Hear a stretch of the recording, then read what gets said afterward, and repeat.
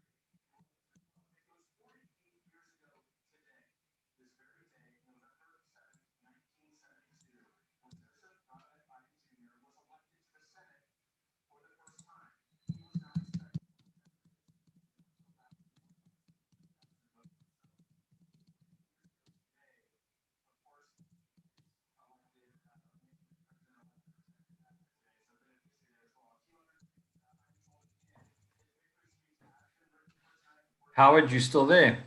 Yep, I'm still here. Is that better?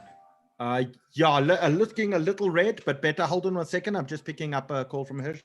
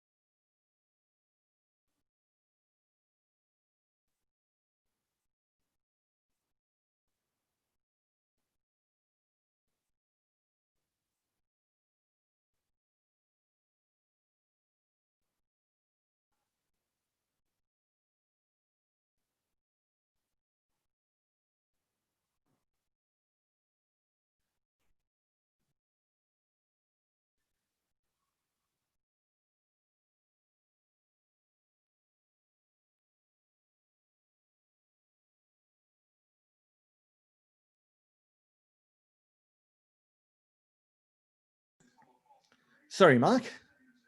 No, Now back with you. So it's a little red, but at least I can see you now. And just too much space on top of your head, not enough beneath your chin. Okay, much better. Perfect. Okay, great. Okay. We'll see you at 1:45. Looking forward. Like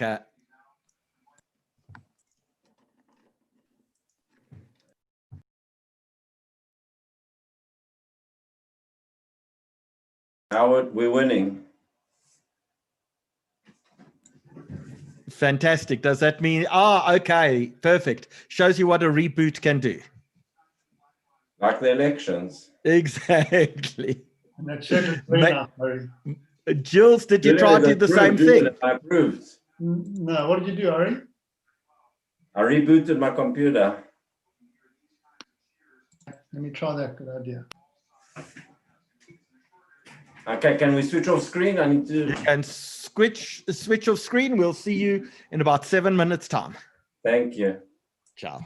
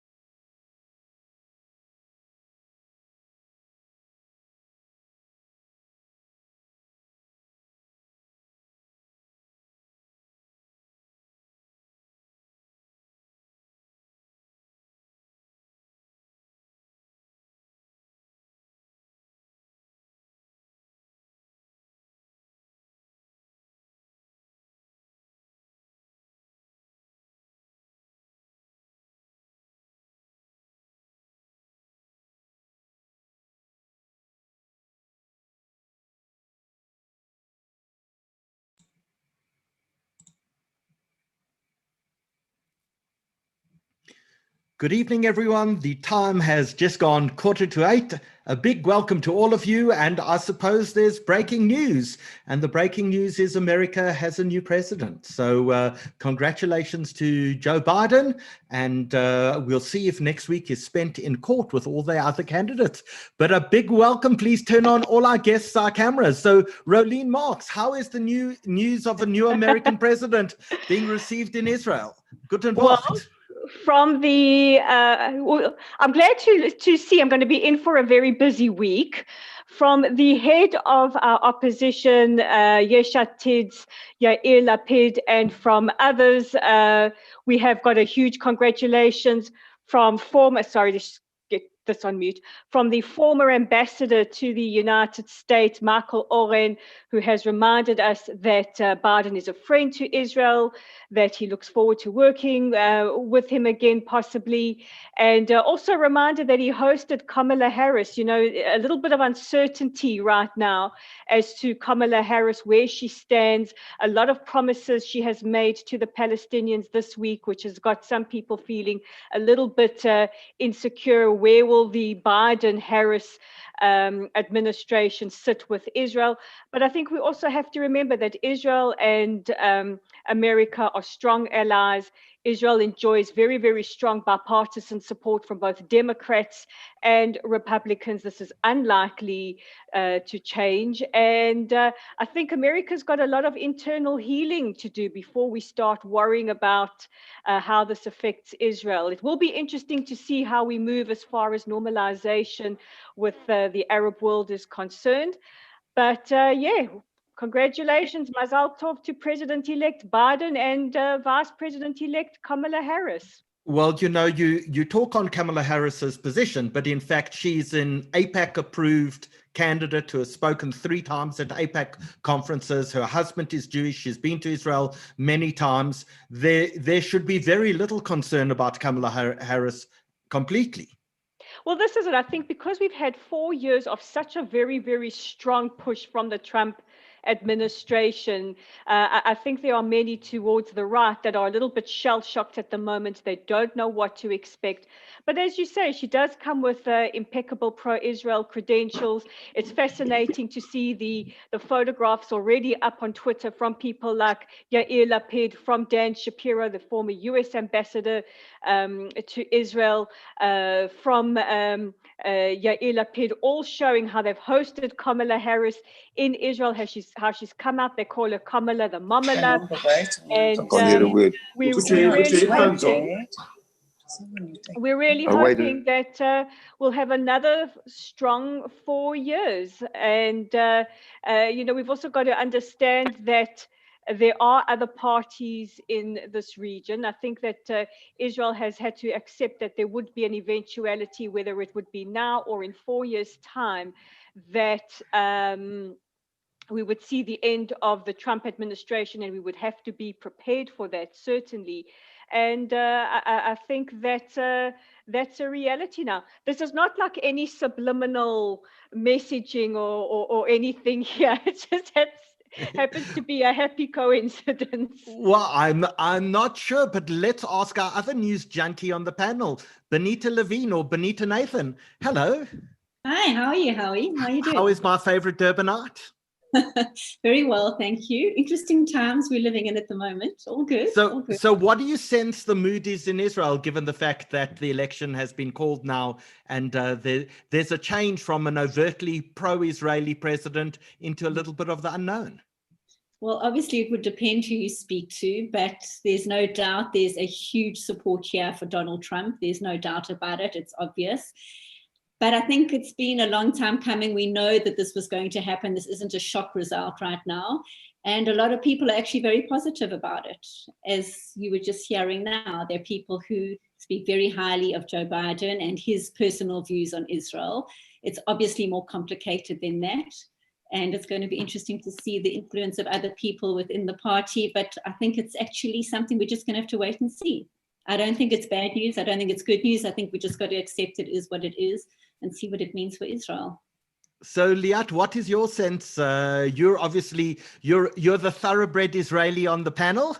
Everyone else of our other guests are adopted Israelis. So as a native Israeli, what are your thoughts on the American presidential election results? So first of all, I agree. We need to wait and see. But in a personal aspect, I think that we're waiting for true leaders to take the leadership position. People that thinking before they saying and writing and acting more like a leader in terms of personal example and behavior.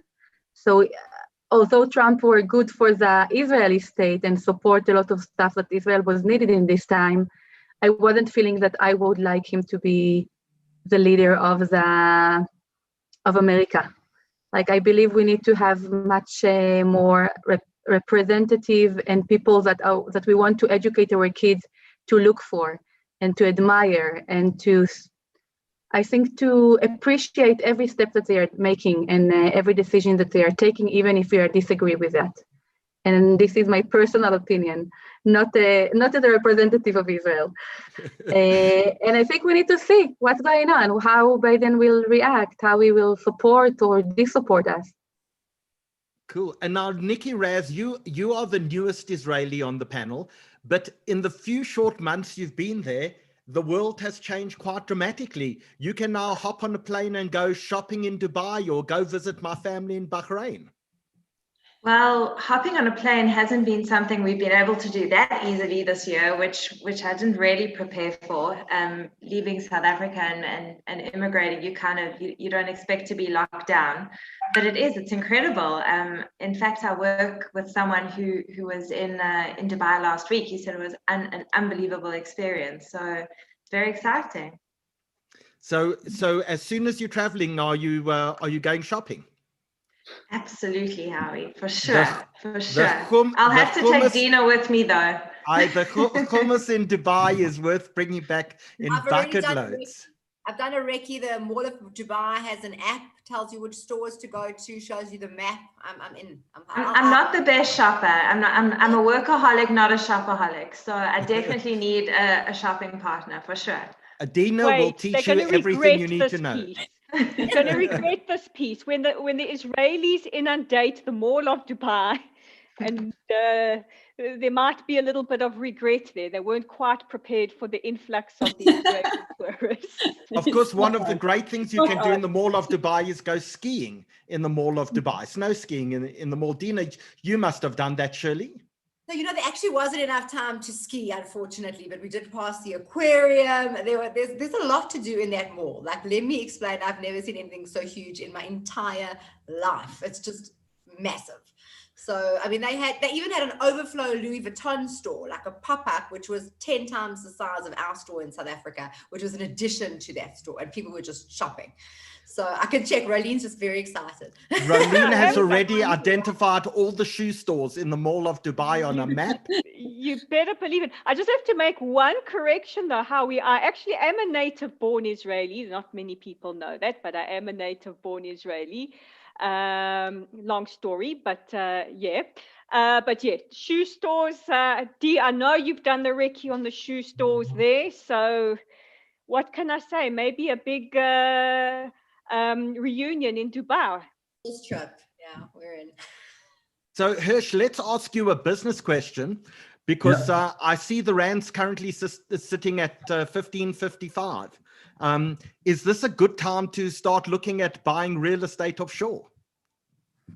Well, it depends where. I mean, I was just looking at some exchange rate numbers. Especially we're talking about Israel, the shekel rand over the last 5 years, and I can tell you when we started working with Hold, with Ari, and then when Julian joined, people were buying into the Israeli property market at just over 3 shekels to the rand, or rather 3 rand to the shekel, and we're close to 5 now. So when you're looking in rand terms, the kind of returns you've got,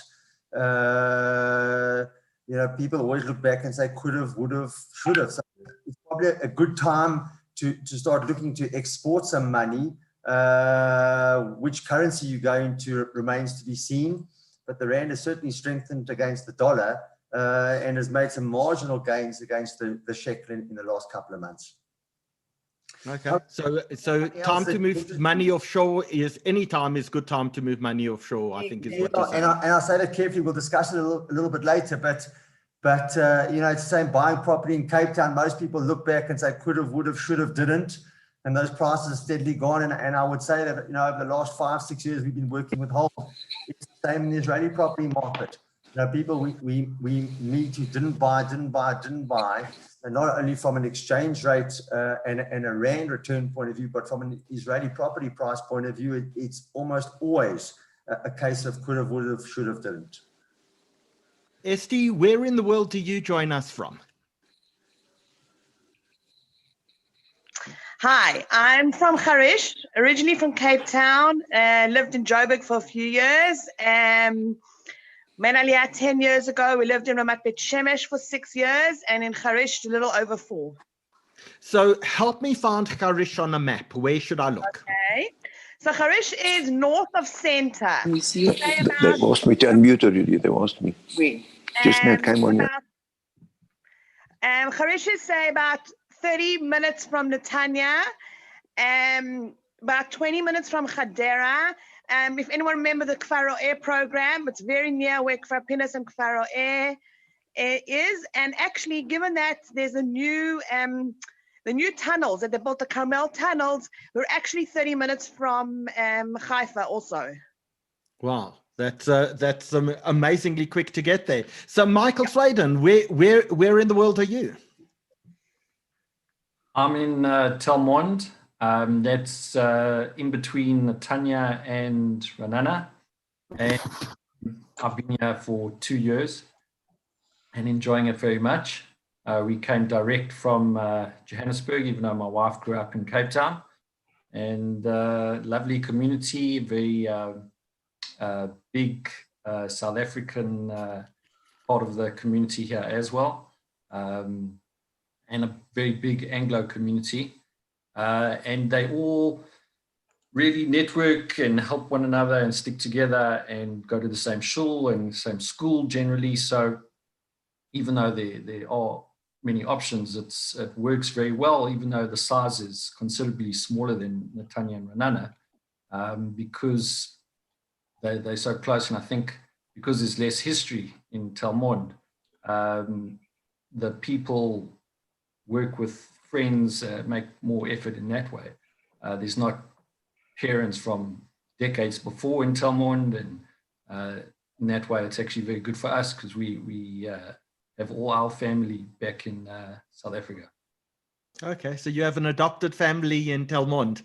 So That's just right. to remind everyone, it's 1 minute to 8. We're going to go live at exactly 2 minutes past 8. And until then, we're just having an informal chat with all the panelists. So now, Solly, I keep on muting you and unmuting you because your family keep on coming and making noise around you. Is it safe for me to unmute you at the moment?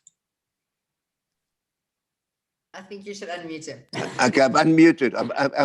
Can you hear me? We can hear you, Solly, and welcome. Lovely to have you on the panel tonight. You're going to be talking to us about 8:05. You're going to be telling us a story of why there's a picture of you on a horse. You're 91 years old, Nadogadacht. Why are you sitting on a poor horse? Because I'm riding to ask the world to help me. Come ride with me to save hunger from people from hunger. That's why I'm riding on a horse. And I want a talking point.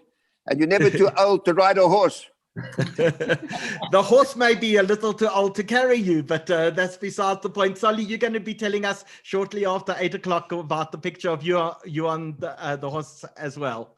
So and let's see, Ari, we haven't said hello to you yet this evening. A big welcome. Hi, good evening, Shavua Tov. How are you? Good, Shavua Tov. Where in the world are you? Physically, I'm in up north. I live near Tivon, near Yokneam, but I'm in Israel. Are you?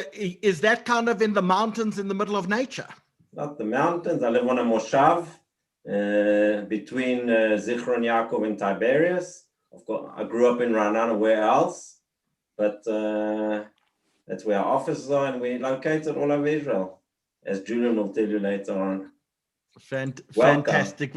What is the moshav most famous for? used to be famous for agriculture. As people know, agriculture is not the hottest thing in Israel recently. People mainly live on the farm and on the moshav and do different things.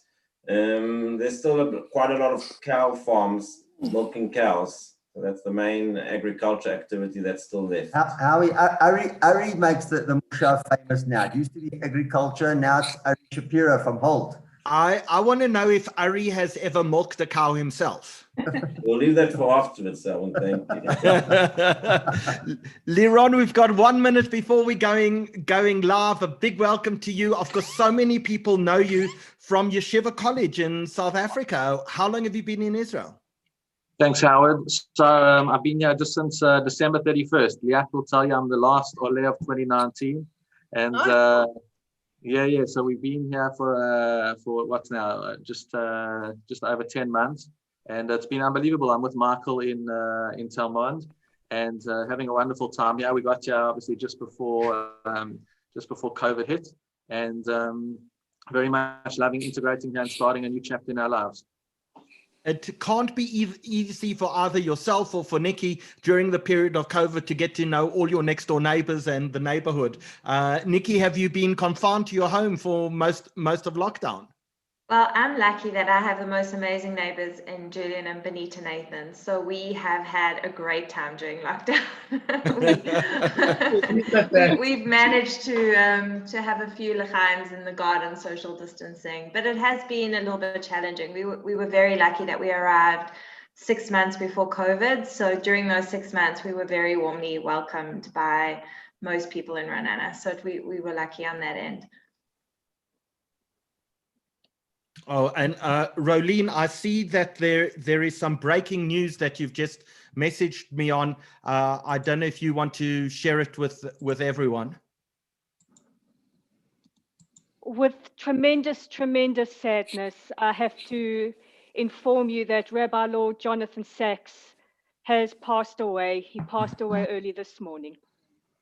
Oh my God. Tremendous loss to the Jewish world. And a true leader of our people and one of the most eloquent defenders of the Jewish people and a great voice against anti-Semitism in the House of Lords in the UK, and an enormous spiritual leader. To his entire family, to the people of the Commonwealth of which he was chief rabbi, and the people of Great Britain of which he was former chief rabbi, we wish you all a long life. The time has just gone 2 minutes past 8. A huge welcome to everyone on behalf of the South African Jewish Report. We have an amazing panel tonight, as you can see. We've started on a note of great sadness with the passing of Lord Jonathan Sachs, the former chief rabbi of the Commonwealth and of the United Kingdom. To his family, we pass on great sympathies, a true leader of our time and potentially a once-in-a-generational leader of our people. So to all of you, I'm sure your heartfelt sympathy goes out. But we still have an interesting panel to talk about tonight, and we've gathered Olim from all over Israel, ex-South Africans, and we're going to talk about finding your home in Israel. So Dina Diamond, when we began this process, I wanted to name this panel the Real Housewives of Ra'anan, and you said no. Yes, so this was highly contentious. And we do know your flair for drama and the dramatic, and the fact that the Housewives does have appeal, but my thoughts on this is that the women on this panel are so much above those housewives. First of all, none of these women are housewives. These are highly competent, highly capable, highly efficient, amazing, phenomenal women. So to actually call them the Housewives of Ra'anan or the Housewives of Israel would be somewhat belittling on the level of what they should be called. So yes, there were various reiterations and there were various comments, but as you can see, we have arrived with the real women and the real men of Israel. So, and Herschel, we also want to call this Is Real Estate, because we're going to be talking about housing, are we not? You're on mute. Mute. Unmute, Herschel. Yeah, not only, absolutely, Harry. So not only are we talking about life in Israel, but where to live in Israel. And as that old property adage, location is none more relevant in Israel. What you in terms of what you pay for where you want to live. But I think the real message out of this is that, you know, most people look at the Israeli property market and say, how am I ever going to get in? How am I going to ever afford to be able to get a foothold in the Israeli market? And we'll hear a bit later that there are opportunities to get in, even if you don't have sea views and want to live in Tel Aviv and Jerusalem. So Hirsch, you in fact are one of the sponsors of tonight's Jawitz Properties is in partnership with Hold, is that right, in marketing developments in Israel jointly. So to Hold also and to Jawitz Properties, big thank you for the sponsorship this evening. Can you tell us a little about Hold? Who is Hold? Ari? If I can jump in, sorry, Herschel, I thought you were going to answer. Okay. But essentially what we are is a company that represents South Africans who want to be and want to get involved in the property market in Israel. So we literally take them through a process that includes the legal work, it includes the commercial, it includes managing the project, and I'll go into a little bit more detail later. And at the end of the process, when the apartment's been delivered, we actually manage their property for the investor as well. And what we found over the years is that it works in a way that, you know, not every expert can represent every person in South Africa. So we have a diverse range of legal experts. There's various banks that we work with where we hold people's hands, we open up bank accounts for them, and that is really critical to the process and getting more and more difficult with Israeli banks. But we take them through the process of opening up bank accounts, getting money into those bank accounts. And South Africans are able to get mortgages to finance the property, which we'll discuss a bit later. So we go through that process. And I think most importantly is that this whole process can happen with investors sitting in South Africa. They actually never need to be in Israel. So that's essentially what we do. We take you through the process of property ownership in Israel. Well, Dina, we had a webinar not so long ago about second passports, and we're going to be talking tonight about second homes and some people's first homes. So we've certainly seen there's an enormous amount of interest relating to that. So on behalf of the South African Jewish Report, this is our 62nd webinar of lockdown. A huge welcome to everyone, and we'd love to know where you are in the world. And I think we have a lot of people in the audience who are in fact in Israel and are tuning in to see if they've made the right decision, a good decision, a well-priced decision or not. So please tell us where in the world you are. And while you do that, I hope you've all seen the latest edition of the Jewish Report. So Danny, you're on controls this evening. A big thank you for that.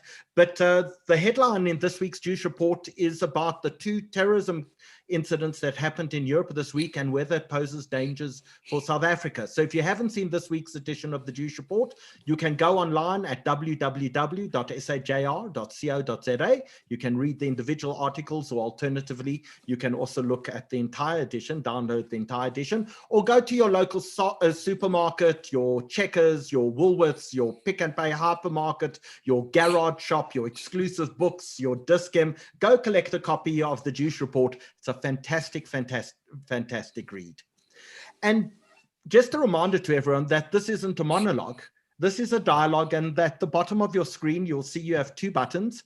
You've got a chat button. If you just want to chat or comment as you go, please use that button. If you have any questions for any of our panelists, you'll also see you have a Q&A button. So if you'd like to pose a question about Aliyah, about Israel, about living in Israel, about problems, about schooling, about medical aid, about property, about how do you start the Aliyah process, just click on that Q&A button and let us know what you want us to talk about. And we've got, as you can see, this remarkable, amazing panel who will answer all of your questions this evening. But a very important, Dina, you said to me in the week, a very important thing. We've been voting and voting on our shofar blowing competition. It's enough. We need a winner. Absolutely. I've decided that the new year has begun. People have voted. The votes have come flying in. It is time to officially put everyone out of their misery and officially announce the winner of the shofar competition. So by popular vote, the winner of our shofar blowing competition is Robbie Kapelushnik. And Danny, let's see his winning entry, please.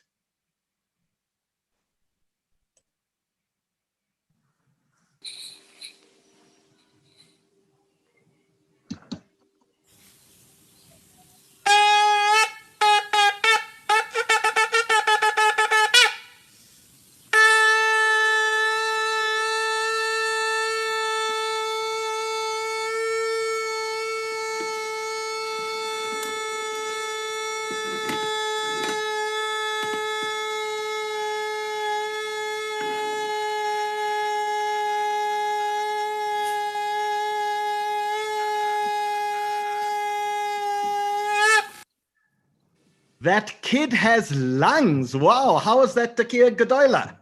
Absolutely. A very worthy winner. So what does he win?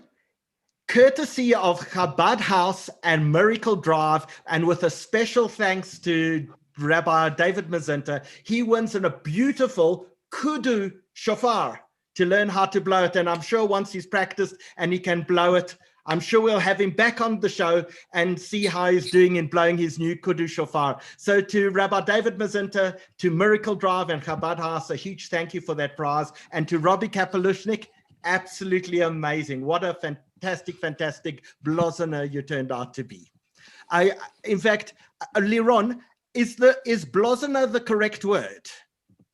That sounds very accurate. I think it's from the Haim. That was what they would call it, when they would meet in the street. Someone who's ballet shofar is a blozner, clearly. Exactly. Good. Some muzzle tov very much. Robbie, well done. We'll get the prize to you probably by the end of the week. We'll be in touch with you. And Solly Croc, I don't know if people have seen the last few editions of the Jewish Report, but if they had, they would have seen this picture the week before, and then a picture of you on a horse. Solly, what on earth are you doing on a horse? You're 91, for God's sake. Why are you horse riding around the place? Well, first of all, I've learned something in marketing. To do advertising, you've got to create a talking point. There's no just putting your face. But before I discuss the horse, I'd like to thank the Jewish Report and Howard Saxton and his team for giving me the permission to talk this evening. I also want to first thank a number of people that encouraged me to talk. I chose Liat Amar Arran to be one of the benefactors of our Keep the Wolf from the Door campaign. And so I'd like to thank Alice Friedland, Tammy Wright, and Jody Eberlin for their contribution and for the incredible work they've done in feeding 700 people a week, and through tiring circumstances. And this organization has been going for about 20 years. So compliments to them. I'd also like to talk my personal team, to Carter from Africa, Tikkun, who's been incredible and aided and assisted by her team and by my operational person, Freda Haberfeld, who put in endless hours to encourage me to do this. So coming back to my question, why did I get on a horse? I wanted to create a boiling point advert. To create a one-off advertising is a waste of money. You've got to inspire people and they've got to become a talking point. So somehow, I've never ridden a horse before. I don't know why I'm admitting it now. But when I was at the Volkson Farm near Warm Bars during Sukkot, I went for 2-3 days, I got onto a horse. So that became a talking point when I started talking to people. So I got onto the horse. And what happened, I started talking. So we got the team from Liat Amar Arran. They said, no, Solly, you must go to the Inanda Polo Club, and you've got to be on a proper horse, dressed with a helmet, dressed with the leggings if you'll see on the horse. So I took that on as a talking point. What is my ask? My ask is that hunger is worse than the COVID. Every 10 seconds, a child dies from malnutrition and hunger. There is a vaccine, there's a cure for it. It's called food. So my plea today is to ask people to donate. That's my ask. But let me tell you something, that the vaccine called food has become a major thing in the world. The American Food Organization feeds 138 million people a year. Incredible. And to show you how important feeding, providing food for hunger around the world, they even were awarded the Nobel Prize. Currently, it's been announced the Nobel Prize. So what is my ask? What is my ask? Let me first say, the greatest thing in the whole wide world that you can do to someone is do a favor to someone. You'll remember that for the rest of your life. So the horse says, come ride with me. Obviously, come ride with me is say, please help me to conquer hunger. Come ride with me, donate, give what you can. Come ride with me. So let me just conclude some of the comments I want to make there. Every time I'm asked, I get a phone calls, particularly now that there's been publicity around me, I get a phone call and they say, a destitute person wants food, wants hunger, wants rental, wants money. So immediately I get that call. First thing that happens, my voice of my father comes into my ears. And he says to me, my Zun, let people rather people should be knocking on your door than you should be knocking on the door. So I'm saying to everybody that's listening to me today, be thankful that you can listen today and you can respond to a call rather than you should be asking people. And then he also said to me, was the toest vir een and toest vir sich allein. Whatever you do for anybody else, you get the benefit of that. You get the benefit. Then my father also said to me, "Mein Sohn, du bist glücklich, du nicht geboren in a Bible." I said, "What, Daddy? What do you mean? You're lucky you weren't born a woman." So I said, "What do you mean, Daddy?" He said, "Because you can't say no." You can infer what he meant by that comment. So what I'm asking the world today, and South Africans particularly, if I can get 2% of the readership of the South African Jewish Report, we can raise our target of 1.8 million. If you'll see the advert, and you're going to see an advert just now on the food program. We're asking people to donate as much as 540 Rand a month, or up to 1,800 Rand or 18,000. You can donate, pay it off monthly if you want to, 1,500 Rand a month. We need to make this a success because 700 people, if you read some of the stories of the hardship that families going through, lack of food, even families that were once reasonably successful or middle class, their property, their rentals, nobody's paying their rentals, they can't pay their mortgages. So we have to help them. And I'm repeating, the greatest thing you can do is to help someone else as a favor. Sure, if it's cash financing or if it's advice, that you'll remember for the rest of your life by giving people advice and a favor and donating to help quell the hunger. You've walked 91 kilometers for your 91st birthday to raise money to feed people. You're now raising money for Liat Amar. Danny, you're going to play us a very quick video from Liat Amar. Let's see where the money will go to. Welcome to Liat Amar and Michael, Johannesburg's leading independent Jewish food fund.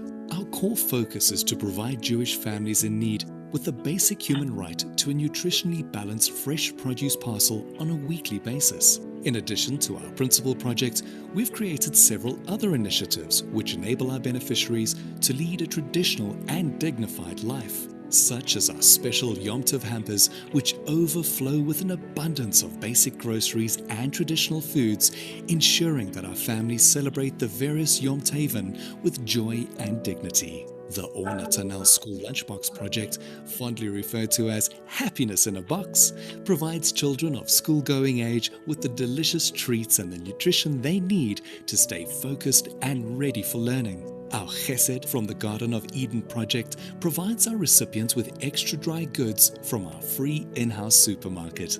Yud Soup for the Soul, the only kosher soup kitchen in the country, provides those less fortunate with much needed additional cooked meals and delicious treats. Our recipients are approached with empathy and sensitivity, thereby preserving their dignity. Liat Amar and Michael are solely reliant on the generous donations from our caring community. So please take your seat at our communal table and become an agent of change. Visit liataron.co.za to learn more. Solly, thank you so much. What we're going to do now is we're just going to share the Liat Amar banking details, both in the chat section as well as on Zoom, as well as on YouTube. So if you would like to make a donation in support of Solly's effort to raise 1.8 million for Liat Amar, here are the banking details. It's Nedbank, and the account is 1911 087 363. Danny's busy posting that into the chat section as well. If you would like to make a donation, if you're able to make a donation for the only kosher food kitchen in the country, then please use the banking details that you'll find both on YouTube and in the chat section as well. Solly, thank you so much for joining us this evening. We'll see you again soon. Thank you very much for giving me the opportunity to spread my message. Thank you very much. And come ride with me, everybody. Come ride with me. Make it happen. You're amazing, Sonny. Dina, just before, in fact, we move on to your panel, just one last thing. Next Saturday, we have an amazing webinar planned. We are going to be narrating the story of the rescue of Ethiopian Jewry out of Ethiopia to Israel. That's going to be next Saturday at 8 o'clock.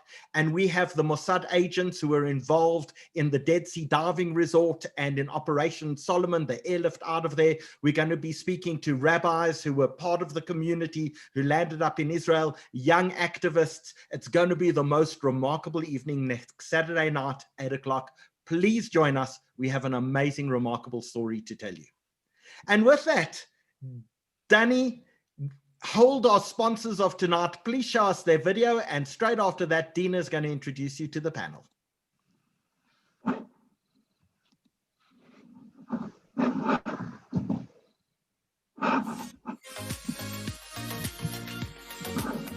Where is home?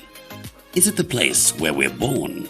Is it where we see ourselves retiring? For Jews around the world, Israel, the Holy Land, will always be the place we belong. Let us find your perfect home. Because we realize that purchasing property is just the beginning of the journey, and everything that comes afterwards can be a little overwhelming. Our team will hold your hand throughout the process. Legal services, opening bank accounts, organizing mortgages, project management, and post-sales management of the property, including finding tenants and managing your apartment. You can trust that with over 20 years experience and backed by the biggest development companies in Israel, our team is focused exclusively on representing the unique needs of our buyers. Anything is possible, and we will make your dream a reality. Talk to us about finding and securing your future property in Israel. So Dina, over to you. Fantastic. So those properties look incredible. And as we mentioned earlier, we have got the real women and men of Israel on the screen right now to tell us all about the trials, the tribulations, the triumphs of making Aliyah, of living in various places, and why people choose to go to various places and different places. So we have Rolene Marks, who's currently in Modi'in. We have Nikki Raz, who's currently in Ra'anana. Benita Nathan, Levi Nathan, and Julian Nathan, also in Ra'anana. We have Michael Sweden and Liron Bernstein from Talmond. We have Esti Levy, who is in Harish. And we have Liat Amar Arran, who is with the Israel Center, who is going to give us literally the lowdown on what is happening with Aliyah. What are the real stats? What are the real numbers? Because people hear numbers all the time, but we don't really know if they are true. We are literally hearing it based on Soli from the horse's mouth. So yes, we're going to kick off with Liat, and obviously we've got Julian Nathan from Hold on the screen with us with Ari Shapiro, and obviously Herschel Jawitz from Jawitz Estates, and Howie, our eternal host. So thank you all for being with us tonight. I think we really tonight are going to get the real skinny, the real lowdown on what it is really to be in Israel. So thank you all for being with us. And I think we're going to start off with you, Liat. How are you? I'm great, thank you. I'm the only one in Johannesburg, I think. You're all in Israel. The irony, the real Israelis in Joburg, yes. Yeah. Dina, how many people do you think made Aliyah in 2019? So I know there are various numbers banding about. I think there was like 300, 400. Give us the actual figure. Okay, so in 2019, 420 people made Aliyah from South Africa. It's the highest number in the last 10, 15 years. This year, we thought we're going to see the same numbers, but COVID changed the game a bit. But we succeed of sending Olim every month, almost every month since COVID started, beside April and May, that none of the flights were leaving the country. But since June, we're managing to take almost 30 Olim every month back to Israel. Our last Olim flight was on the 14th of October, and our next flight is planning to be on the 30th of November. But as I'm telling all the Olim now that sitting on their suitcase and waiting, it's a very, very fragile time. It's a very, we don't know. Every day we're getting different policy. Every day things are changed. Every day the aircraft companies changing the rule, and Israel under lockdown, South Africa under lockdown, first wave, second wave. we're really in a very, very difficult time, and it's a very hard time to make Aliyah. One of the things that I'm telling people, if you are not stable enough, maybe wait a bit until COVID will come down, because I think in Israel, people are not enough focused on Olim, and people are not so available to support the Olim, people surviving, people trying to find jobs. There is very, very high unemployment rate in Israel in this time. So people that hoping that they can land in Israel and find a job, it's not as it was before. It never was easy, but especially now. So it's a very challenging time, but we still see people that insist and believe that this is their time to go. And maybe because of COVID, this is their time to make change in their life. And we support those people, giving them the facts, showing them the truth, but supporting them in the way. I think, Dina, is also important to mention, because I'm getting lots of phone calls every day, and also the Aliyah coordinator in Cape Town and in Joburg, from people that want to make Aliyah now. You can't make Aliyah now. You need to prepare yourself for Aliyah. It's taking time. You need to take at least, I believe, from half a year to a year to prepare your document, to finish the process, to get your police clearance, to go over the interview, and to research where you want to go. If it's Ra'anana, Tel Mond, Modi'in, or any other place in Israel, and there is hundreds of options to go to. You don't have to go just to the main places that South Africa is going to. There is other great options, sometimes cheaper, sometimes also in the center of Israel, and sometimes not in the center, in the north and in the south, but there are good options, and you just need to take the time to explore those options. So this is in general where we're standing. And where are you seeing people go? So obviously, there's lots of options for people to go to. I know that you actually keep track of where people go to. Where are they going?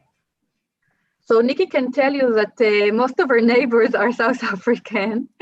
Ra'anana, I think it's a first priority. I think Ra'anana, it's an amazing place, but it's not an easy place to live in. It's a very expensive place to live in.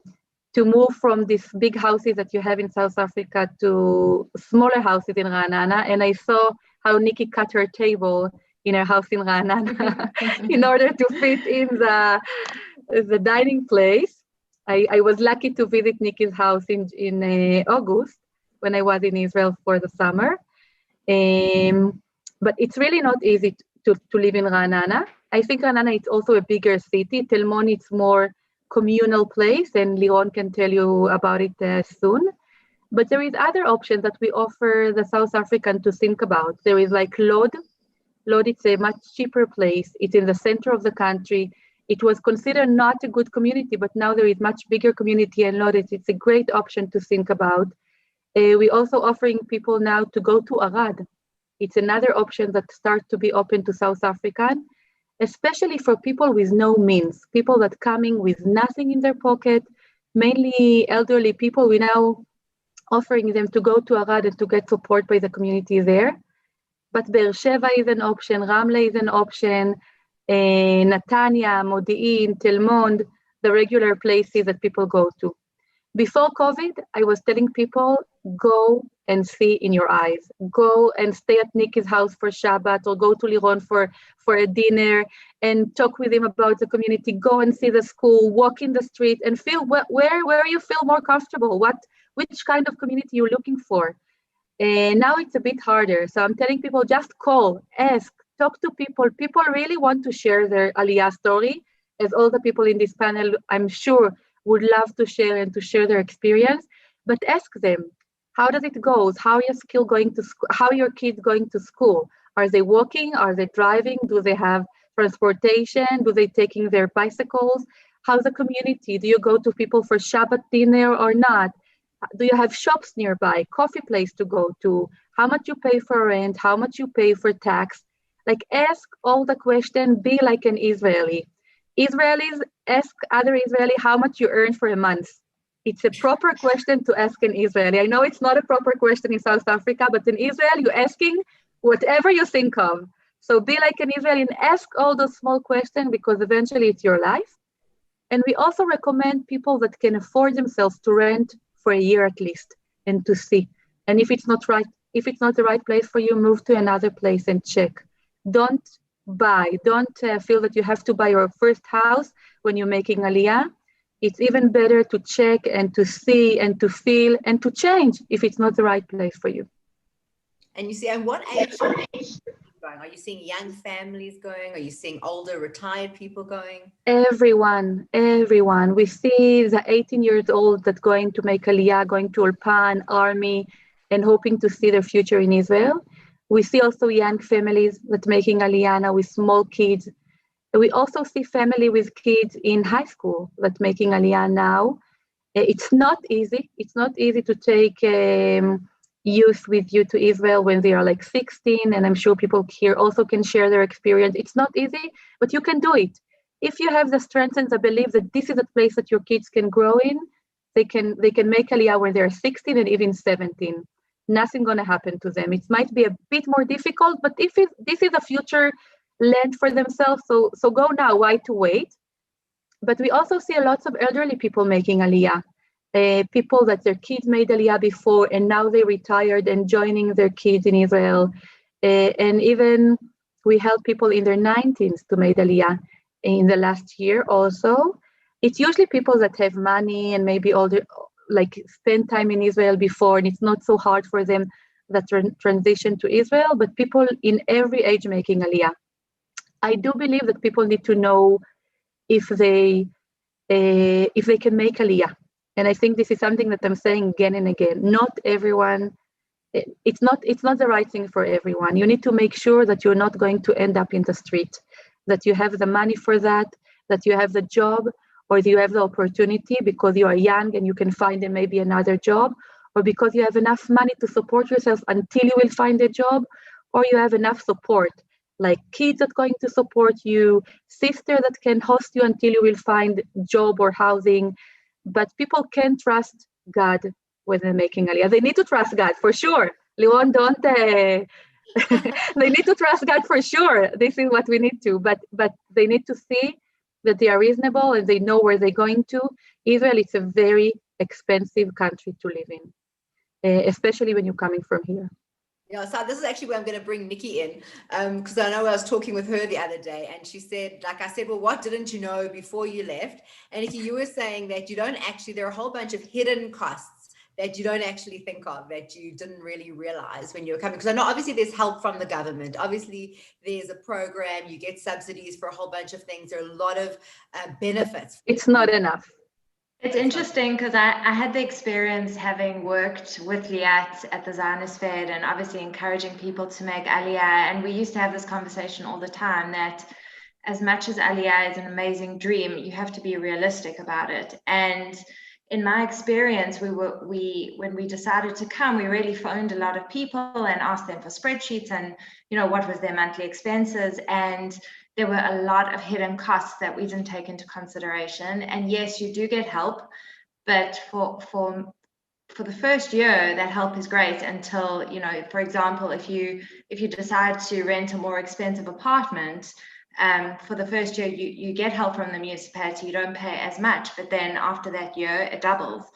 And then you kind of in shock, you're like, whoa, where did this bill come from? Or for example, when we're speaking about teenage kids, I can safely say that it was not an easy journey to bring teenage girls. That my girls were 16 and 15. It was a difficult transition for them, but they needed help. They needed extra lessons. The level of maths was different, and that costs money. It's not something that's cheap, and it's something that often the kids do need, especially as they get older.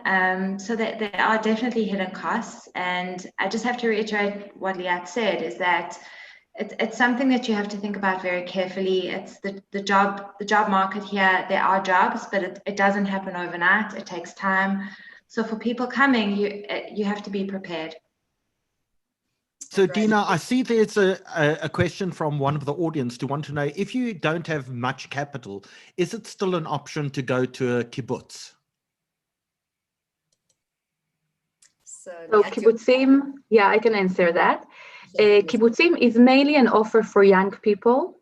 Young people can go to Ulpan Kibbutz and get sponsored by Masa, and as part of their Aliyah process, and you can go with not a lot of money. For families that want to go to kibbutz, there is a program called Bait Rishon B'Moledet, your first house in Israel, and you can spend your first half a year in kibbutz. You still need to have money if you're a family, because kibbutzim now, it's not as it used to be. Yeah, like you need to buy your food, you need to pay for housing, you need to pay for rent and everything, but it's cheaper and you get a lot of community support. After this first half a year, some of the kibbutzim do accept some of the family, but not all of them. So you need to leave the kibbutz and to find your house somewhere else. But some of them will accept, I think, 2 or 3 family to the kibbutz as part of like a rent in the kibbutz, renting a family that in the kibbutz.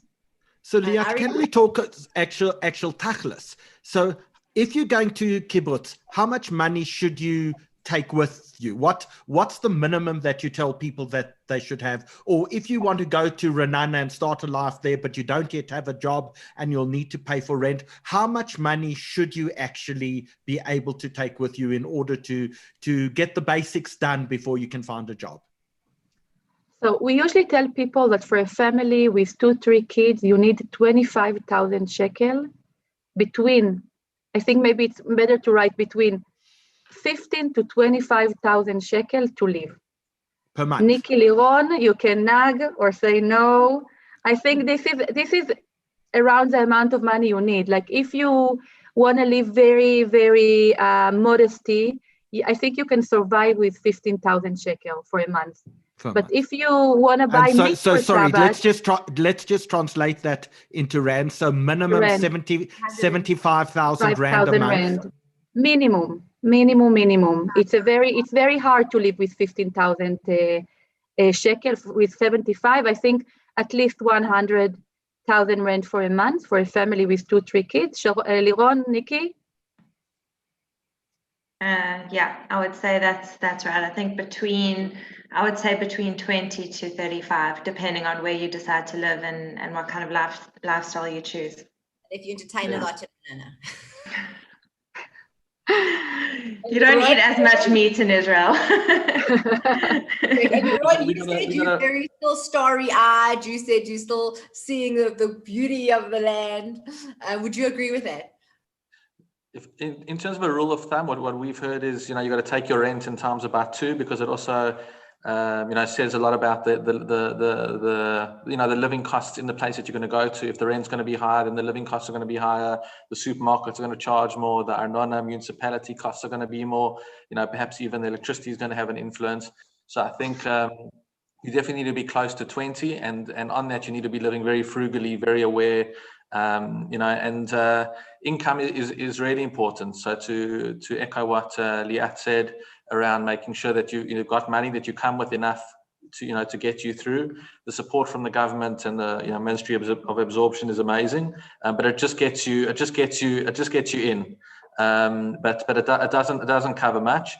So you need to think about what are your sources of income going to be, soon after you hit the ground, and then you've got a decent chance. And Liat, I agree with you. You can't just sit in daven, and even the kotel in COVID, you can only go in capsules. You've got to do a lot of work, and like it says in the Torah itself, limtar shamayim tishtemayim. You've got to look up to the heavens, and then you got to do. But you also have to do your hishtadlut, your work, and it's a balance between the two all the time. You need to work very hard, but you also need to daven a lot, and please God, you see the bracha come together, but it doesn't come on its own. Yeah, Can I just jump in here a sec, just to add something to what everyone's been saying, and I think that this is one aspect of Aliyah that should really, really be researched properly, because two kids and 3 kids, if a kid needs extra help, if you want extra murals, it's things that people don't really. My learning is people haven't really researched what it costs to live in Israel individually in a specific area. So that, it's a very good question that people need to research their own circumstances and their own needs, because it often requires a trip back to South Africa once a year for a simcha or something, and people don't take that into consideration. So I think a very good question that each individual needs to research for themselves in detail. Yeah, and I want to ask Esti, I know you moved from Ramat Beit Shemesh to Harish. Is there a difference in the cost of living that you moved from Ramat Beit Shemesh to Harish? 100%. We lived in Ramat Beit Shemesh for 6 years. We made Aliyah there because it was a nice Anglo bubble and a lot of South Africans. And frankly, we got priced out of the market, as in what we paid for our place in Kharesh, our friends paid about 70% more for the same size place in Ramat Beit Shemesh, and we just didn't have it.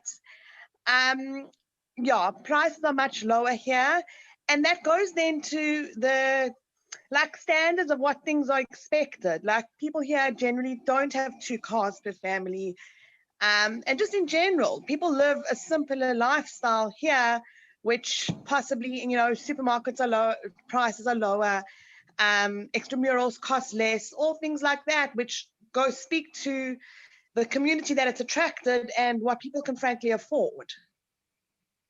Right. So And Esty, Michael, can we actually ask Esty, like, living where you do, what sort of monthly cost is it to live? I don't know how big your family is, but what sort of monthly cost is it? We've got 5 kids. So schooling is free from the age of 3 till the end of 6th grade. And beyond that, I've got 2 older boys who dorm, which means that they're in Yeshiva High School, they go to school. So when that we pay for, that's about 1,500 shekel a month per kid. Very standard in the Datilomi community, in the community we're in, for kids to dorm. So then that costs. But for example, a lot of our friends have only 1 car. We shop at cheaper supermarkets. Rent, for example, here for a 4-bedroom place is 3,000 shekels, as opposed to Ramat Beit Shemesh, I don't even know what it is these days, probably 5 or 6. So something like that, affects your budget significantly. yeah, and then also Michael, I want to know, you obviously in Telmon, but you've seen probably less starry-eyed than Liron because you've been there a little bit longer. Is it what you expected in terms of living, in terms of school? Why did you choose Telmon? So obviously it's a smaller area, it's got a smaller community. What made you choose Telmon? So I came before I had children a little over 2 years ago, and we stayed for a few months, 3-4 months. We were actually in Modi'in at the time, in a lovely community. Modi'in's got lots of advantages to it. And that's why, even though it was about 10, 12 years later, after we had 3 children, that we had decided to have them in South Africa, and it certainly was easier in South Africa, but we finally decided to go to Israel. And we could, because it wasn't COVID, check out many different cities. And we came, and we're very fortunate that we could spend with communities. We had found someone in not just Modi'in that we wanted to check again, but Ra'anan, Netanya, Telmond, and right there by the beach in Polig. And for us, I mean, it's different for everybody, and that's why there are many beautiful options in Israel. But for us, it was a nice balance of not being too big, not being too noisy, not being too far from the beach, not being too in the deep end with Israelis. It had a bit of a balanced environment of Anglos, Israelis, and all the rabbi community things that we really wanted out of the area for our children, and obviously school-wise too. So it depends on each person, but it really ticked most of the boxes for us.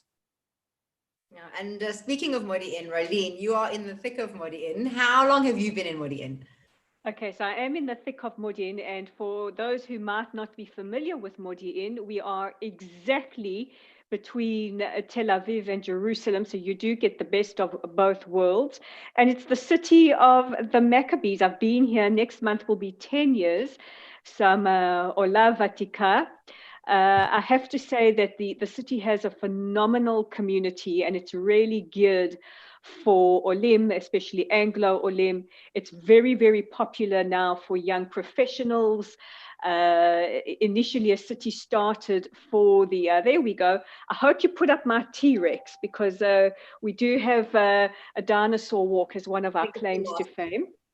It was a city that's built off Maccabim and Re'ut, to smaller areas, initially built for the upper echelons of the defense forces. And now we've got Modi'in, the first properly planned city. There we go. I mean, who else can boast of a T-Rex? The first properly planned city in Israel with exceptional municipality, really, really geared to be that soft landing. Even though I don't have any children, I do know, having spoken to a lot of the Olim and a lot of the families, because we are a city of young families and professionals, the schools here are excellent. We do have a lot of statistics that we claim to our name, the highest army intake, the leaders in maths and robotics. So I guess we're not a soccer city. But definitely a city that's family friendly and very, very well organized to deal with a lot of the pitfalls that many people find with making Aliyah. Some of the advice I would give people is, where you can, get your Hebrew going, get it up to date. The job market, as Nikki said, it takes time. It's very different to the culture that we're used to in South Africa. You will often be sent for tests or to have to do assignments. The process is very, very long. Looking for a job is a job in itself. I'm going to be very honest and say Modi'in is not an inexpensive city to live in. For the older apartments, I'm going to say probably a 3-bedroom apartment, which Liat, I still get confused with what's a 5-room and a 4-room apartment. But if we're talking, does that include your security room? Yeah, it includes your living room. When you're talking in Israel about the number of rooms, you're including your living room. Like you're thinking maybe someone going to sleep there. Okay, so okay, so you say you've got a 5-bedroom apartment. That means, or 5-room. That's 3 bedrooms, which probably includes your cheder mugan, your safe room, your lounge and dining room.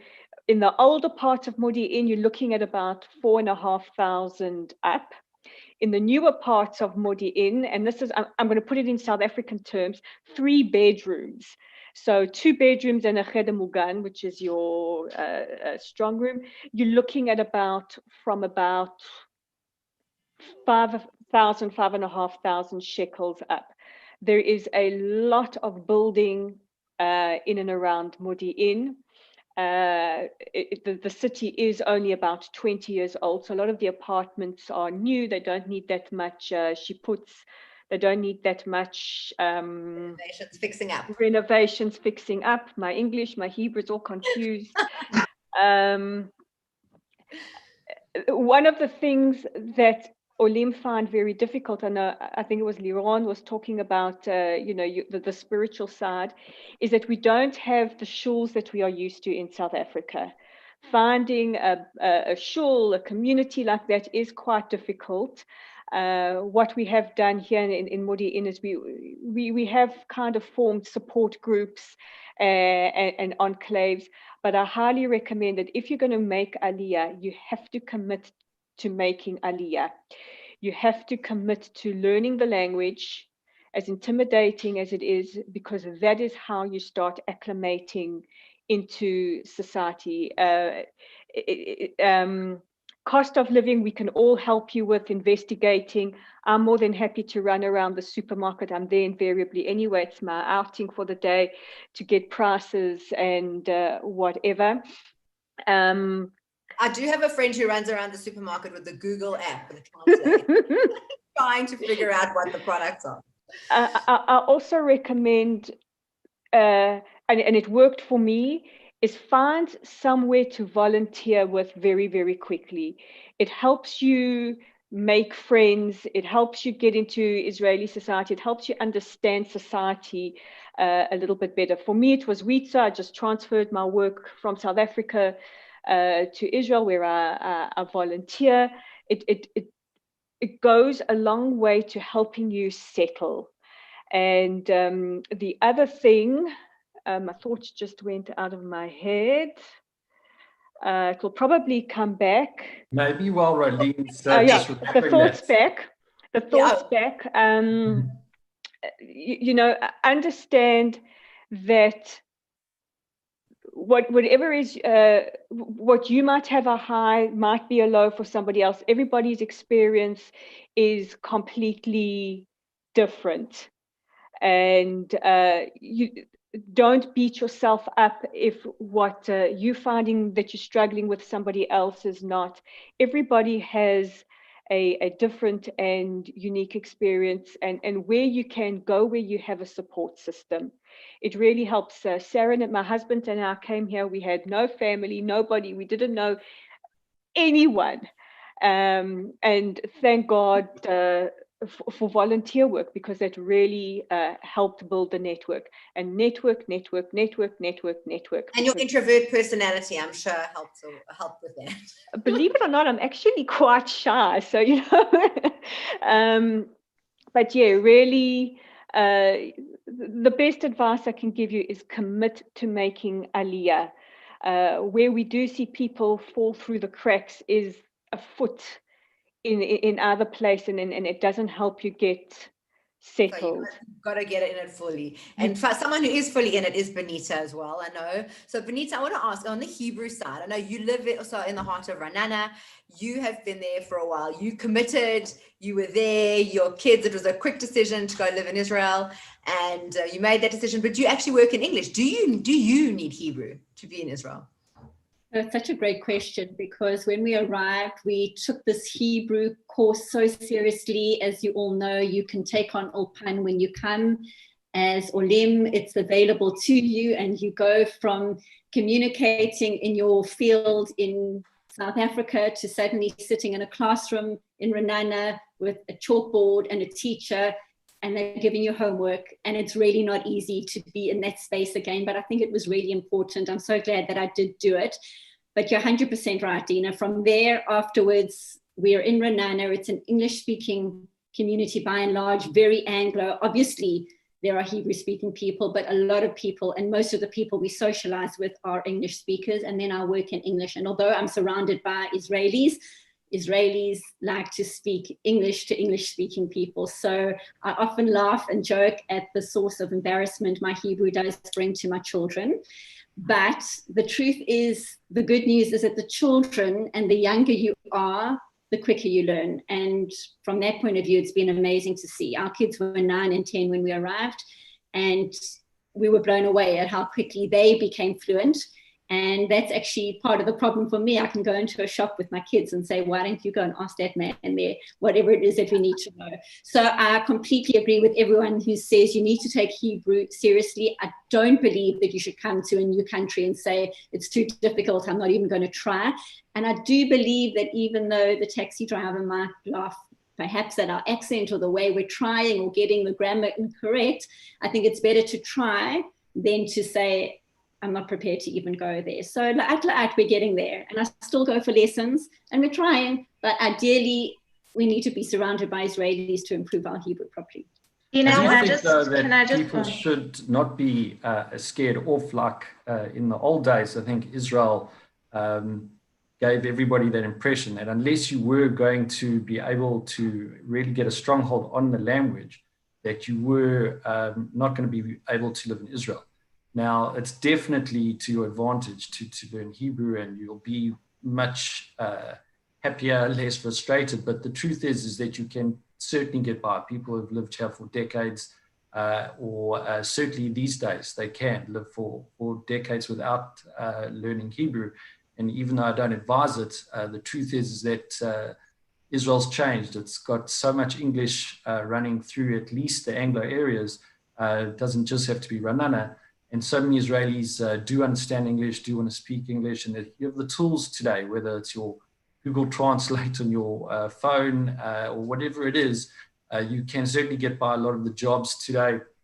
Even if your Hebrew has really improved to a decent level, you'll find that they do want you to speak to the international community. Israel is a small country. They want you to speak to the whole world and sell to the whole world, or work with the whole world. And as a result, you often find that you'll still be in English positions in the job market. I just want to say something So, quickly on the Rolene, job just before you do, we will get onto that. But Les Mattison, who's been watching the webinar this evening, has asked to come on. And Les, we don't quite know why, but you want to tell us something. I want to tell you a couple of things, Howie. As you know, it's very difficult to get to say something to Howie Sackstein.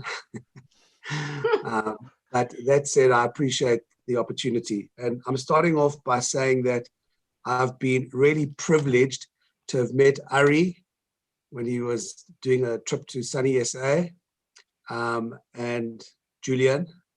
I met after having met with Ari. And I do have a sister who has been living in Israel for many, many, many years, more than 50. She won the Bible quiz when she was in Form 4, went to compete in Israel, came back, and she told my late father, I am not going to university in South Africa. I will finish matric and I'm going to make Aliyah, and she did. And she lives in Ra'anan.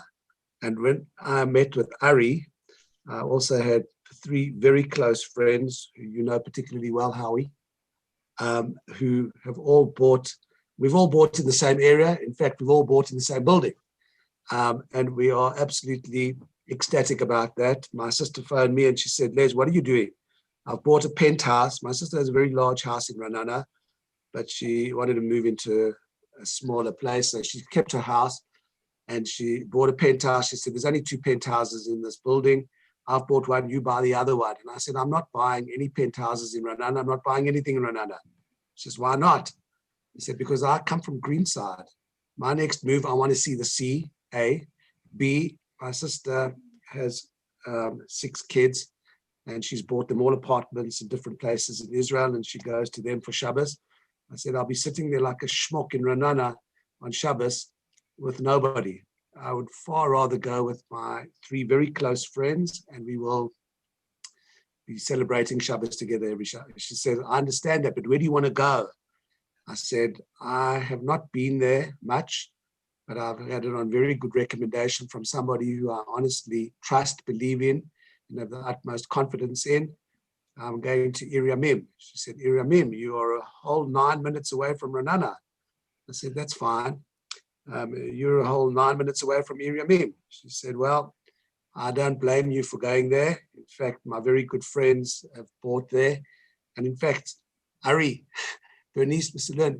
it's my sister's good friend. She's from Ra'anan. She's my next door neighbor. So Les, so you've bought in Iriamim, you've used Hold. Was Hold a good experience for you? No, it was not good. It was fantastic. I've bought a lot of property, and I have to say that when you buy property here in Johannesburg, you've got project managers, you get in your car, you go see what progress they're making on a weekly basis. But when you're a few thousand kilometers away, you have to actually have a lot of faith in the people that you're dealing with on the other side. And I must say, Ari, your team have been amazing. If you make Diana cross, I'm offering her a job. Don't worry, Julian. Don't worry. I can vouch for Iriamim. It is beautiful. It's a brand new area. Again, I love it. In Israel, they decided let's. It's fantastic. You know, I've got David Stan Green's son, Mark. Ari is about to have a kid in the next 2 weeks. And Mark has been to every beach in Israel. And he comes back and he says, Les, I can tell you now that beach, Poleg, Iriamim, you're not going to beat it. It's fantastic. And now with all those little coffee shops, which I personally, Howie Sackstein, will be frequenting and waiting for you to arrive so we can take you to a good one. Well, thank you, Les. But now I'm putting you back into the audience. Thank you for joining us. We've got a few questions that we need to answer from people who Howie, submitted. before you kick me off, let me just say this much. I thankfully do have a lot of family in Israel. I'm married to a girl whose family immigrated to London when she was 4. Her father was a stockbroker. They didn't like it in London. She was 6 or 7 when she arrived in Israel. She went to school there. She went to the army there. Her mother's there. All her cousins are there. Her Hebrew is fluent, and my Hebrew was always good enough to understand what she was saying about me to her mom. My Hebrew is King David, Victory Park Hebrew. It's not particularly good, but it's enough to get around. And I just want to say one thing. Ari and Julian are the two best people I've ever dealt with in terms of buying an apartment sight unseen and have them manage the process. And I would highly recommend these two individuals. They're accessible, they're available, they are very well connected, and they know what they're talking about. And honestly, I can say this hand on heart, I trust them. And Mr. Julian, you're not allowed to go back to Israel before you've come and seen friends of mine who want to buy. They want to buy and they have money. They have kids living in America. I'm not mentioning Howie Saxton. I'm not telling you who they are. They have kids living in America. Next time you pay for the advert, I'm putting you back into the audience. Cheers, Les. Thanks for And he's got. Are we getting questions in? Howie? People are. We are. I'd like to share, if you don't mind, the first question that we've received that we'd like to do. It came in just after 7 p.m. this evening, and it was from this gentleman. He said, "I recently lost my job. I'm looking for something not too expensive. I can afford a small deposit. Where should I be going to?" Not Modi in. Shotgun, not Harish. So Julian, Ari, Herschel, what's your suggestion for that gentleman who recently lost his job? Let me just say, firstly, I thought Les was coming online to sell us an aeroplane. I thought he was going to offer us some cheap airplanes, not tell us about buying property. But I just want to say, because Les comes on an area meme and Ra'anan, and I think it's important for a lot of our audience to understand that Ben Gurion Airport is not located in Ra'anan. It services the greater Israel, and there's not direct flights into Ra'anan. It's just to say it's a huge perception that to get into that Israeli market, and we're seeing, I think Liat mentioned it, we're seeing a lot more people making aliyah. We're seeing it on the residential side in South Africa. They're struggling here, a lot of it because of COVID, and have taken a decision. If they're going to struggle here, they might as well make aliyah and struggle in Israel. And we've definitely seen an uptick in people making a very quick move to Israel. But I think it's very important, and Julian will talk to it, is that you can get into the Israeli property market much more affordably than a lot of people think. And once again, it depends on your lifestyle, depends on your finances. And I think very importantly, it depends on your time frame and when you're planning to make aliyah. So Hirsch or Julian, tell us what is affordable. Where's the most affordable place that you're recommending for people to go? So I think, Howard, there's two discussions. One is, have people got money that they want to invest in property in Israel, or have they got money that they want to invest where they're going to live? I think it's two separate discussions. I think from an investment point of view, and from a place that people can live, Harish up north, where Esty lives at the moment and has been chatting about, seems to be an area that is starting to grow for Olim. And I'm not talking just about South Africans. There are Anglos that are moving there. And there was a beautiful clip on Facebook, on the Harish area's Facebook profile, where there was a Kabbalat Shabbat that happened in a building in the reception area. And there was Olim there there was from India, there's from the United States, there was a Mexican family, and there were Israelis, and they were having a Kabbalat Shabbat in the entrance to the building. So it's really becoming a place where a lot of Olim are going, with a lot of Israelis. A lot of from Israelis are moving there, secular Israelis are moving there. From an affordability point of view, it is expensive in Rand terms. And when I'm talking now, I'm talking about Rand prices. It's based on today's exchange rates. So Julian, actually tell us, what are we looking at? A 2-bedroom apartment in Harish, what's it going to cost us? A 2-bedroom apartment you can get in for 1 million shekels. So 5 million Rand is for a 2-bedroom apartment. You can get it. But just how you just asking Julian as well, like off plan versus buying something that's existing in a new building versus a brand new building that you're buying off plan. What is the benefits as well? So I think the benefits of buying off plan is that you get time to finance it. So you don't need to come up with all the money now in the projects in Israel. So you need to put down a minimum of 20% deposit. And then between now and whenever the project's delivered, you can finance it over that period. So if it's 2 or 3 years' time, and in some of the projects, if you get in an early stage, you put down 20% now and pay the balance of 80% on delivery. Now, remembering foreigners in Israel, foreigners that want to invest in property in Israel, they can get mortgages for up to 50% of the purchase price. So now we're talking of half that amount. So, you know, for the 5 million, 2.5 million rands required 20% now, the balance over the period. So Harish is a city that we believe, so firstly, this is our second project in Harish. Ari sold in a project there about 4 or 5 years ago where people got involved in phase 1 of Harish. And Harish is a fascinating city, and it's unbelievable to see how when government in Israel decides they want to create or to develop a property for their citizens, how they go about it. So what they did in Harish, they decided that they needed a shortage of accommodation. They needed to provide this accommodation, and they earmarked Harish as an area where they were going to move between 80 and 100,000 people over a period of time. So they started releasing land, the project starts getting delivered. But when you go to these projects, you see that the schools are built, the shuls are built, the infrastructure is built. So when citizens move into these cities, they can live like menschers up front. So it's unbelievable to see. So Julian, sorry, I want to stop you there because I want you and Ari to answer, because so many of the questions coming in are about affordability. So we said about 5 million rand gets you a 2-bedroom apartment. Ari, a 4-bedroom apartment or 3-bedroom apartment in Harish, what are we looking at? We're looking at, good evening first everybody. First of all, we're talking in Harish as an entry level. There are other cities that have been mentioned that we believe.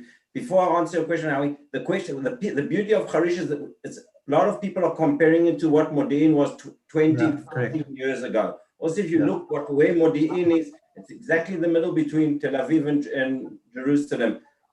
Harish is in the middle between Haifa and Tel Aviv. There's a lot of similarity between the two cities.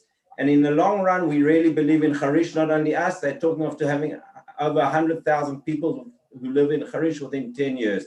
So you need, in property, and Herschel will tell you, you need a lot of vision and a lot of time. It's a long run, it's a marathon. To answer your question, we're talking of about anywhere about 1.5 million shekels.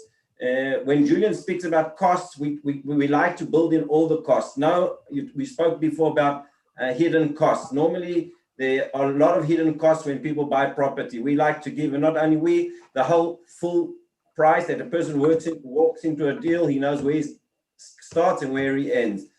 And I think it's very, very important to emphasize that you can gear from South Africa, you can take a bond, a mortgage of about 50% of your costs.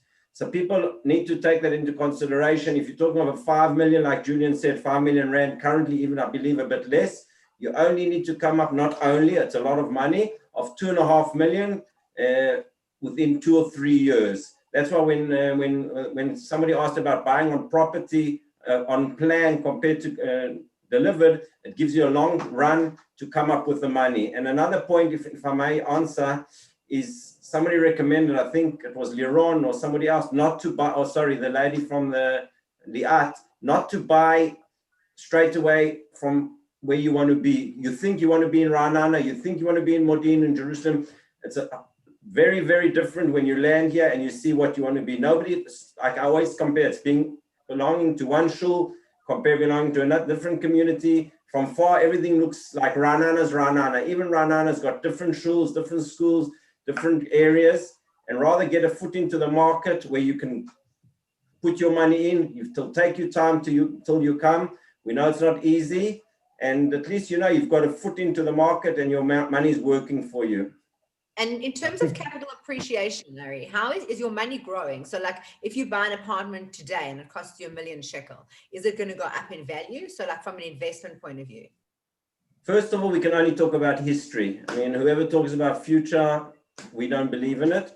There are a lot of assumptions, but in the past, property, everybody knows, or I presume people know that property in Israel is very expensive. It didn't always start like that. But like Herschel said, the longer you wait, the more you're going to pay for property in Israel. And there are many reasons for that. There's a shortage of land. There's a growing community, a growing population, a strong population. It's attracting strong immigrants, not like other European countries. Without going into politics, the land's not going to increase. We hope it might not decrease. but there is a shortage of land, especially in the last 2 years where they're supposed to build 45,000 units a year. That's what the requirements were. And because of COVID and other reasons, this year they only built 16,000. So there's a continuous shortage of land.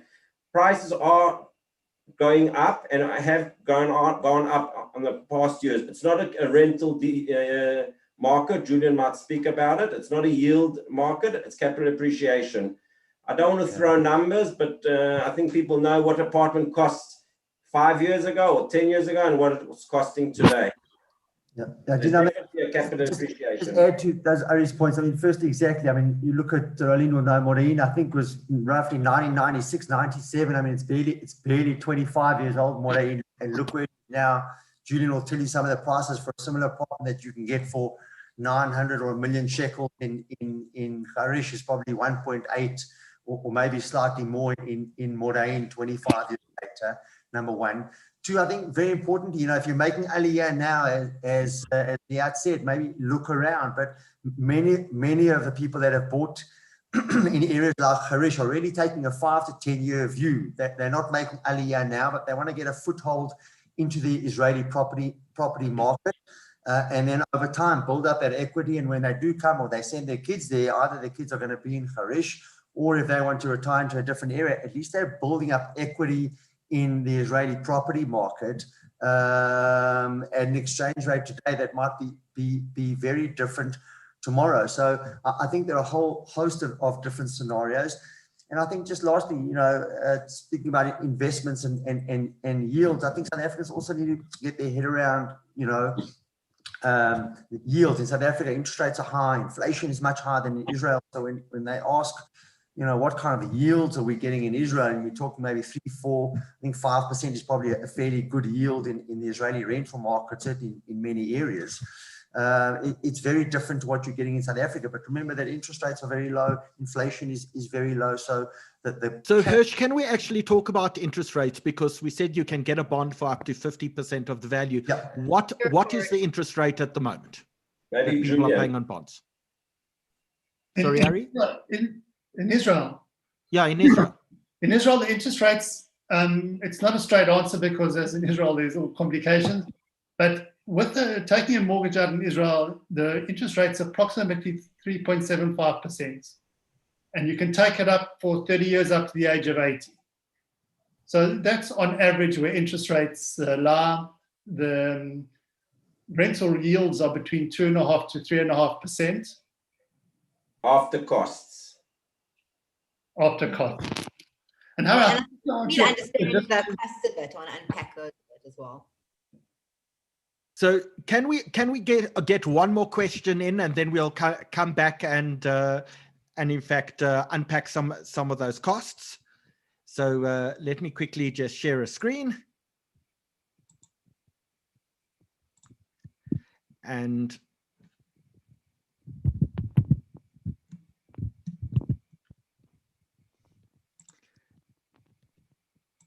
Speaking So of which, this- whilst you get that up, okay.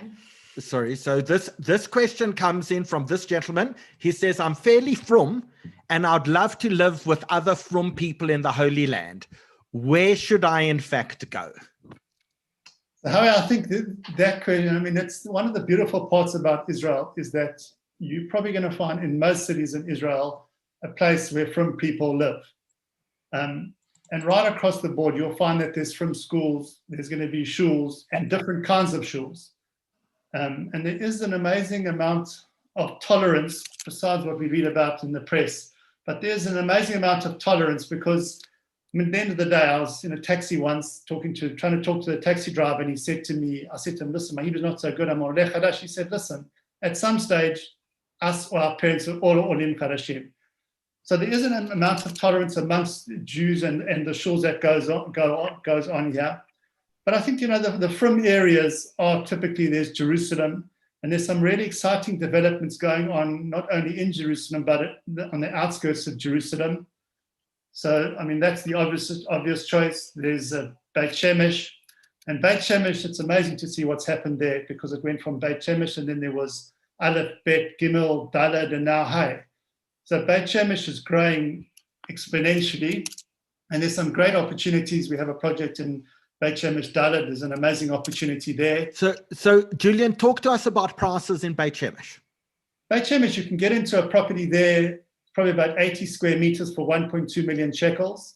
And that's a project now where you put your money down now, you pay in that particular project 80% at the end of next year or early 2022. Now remember there, you can gear half of it. And hey, it's something that's also very interesting, and it's something that we do quite regularly, do syndication.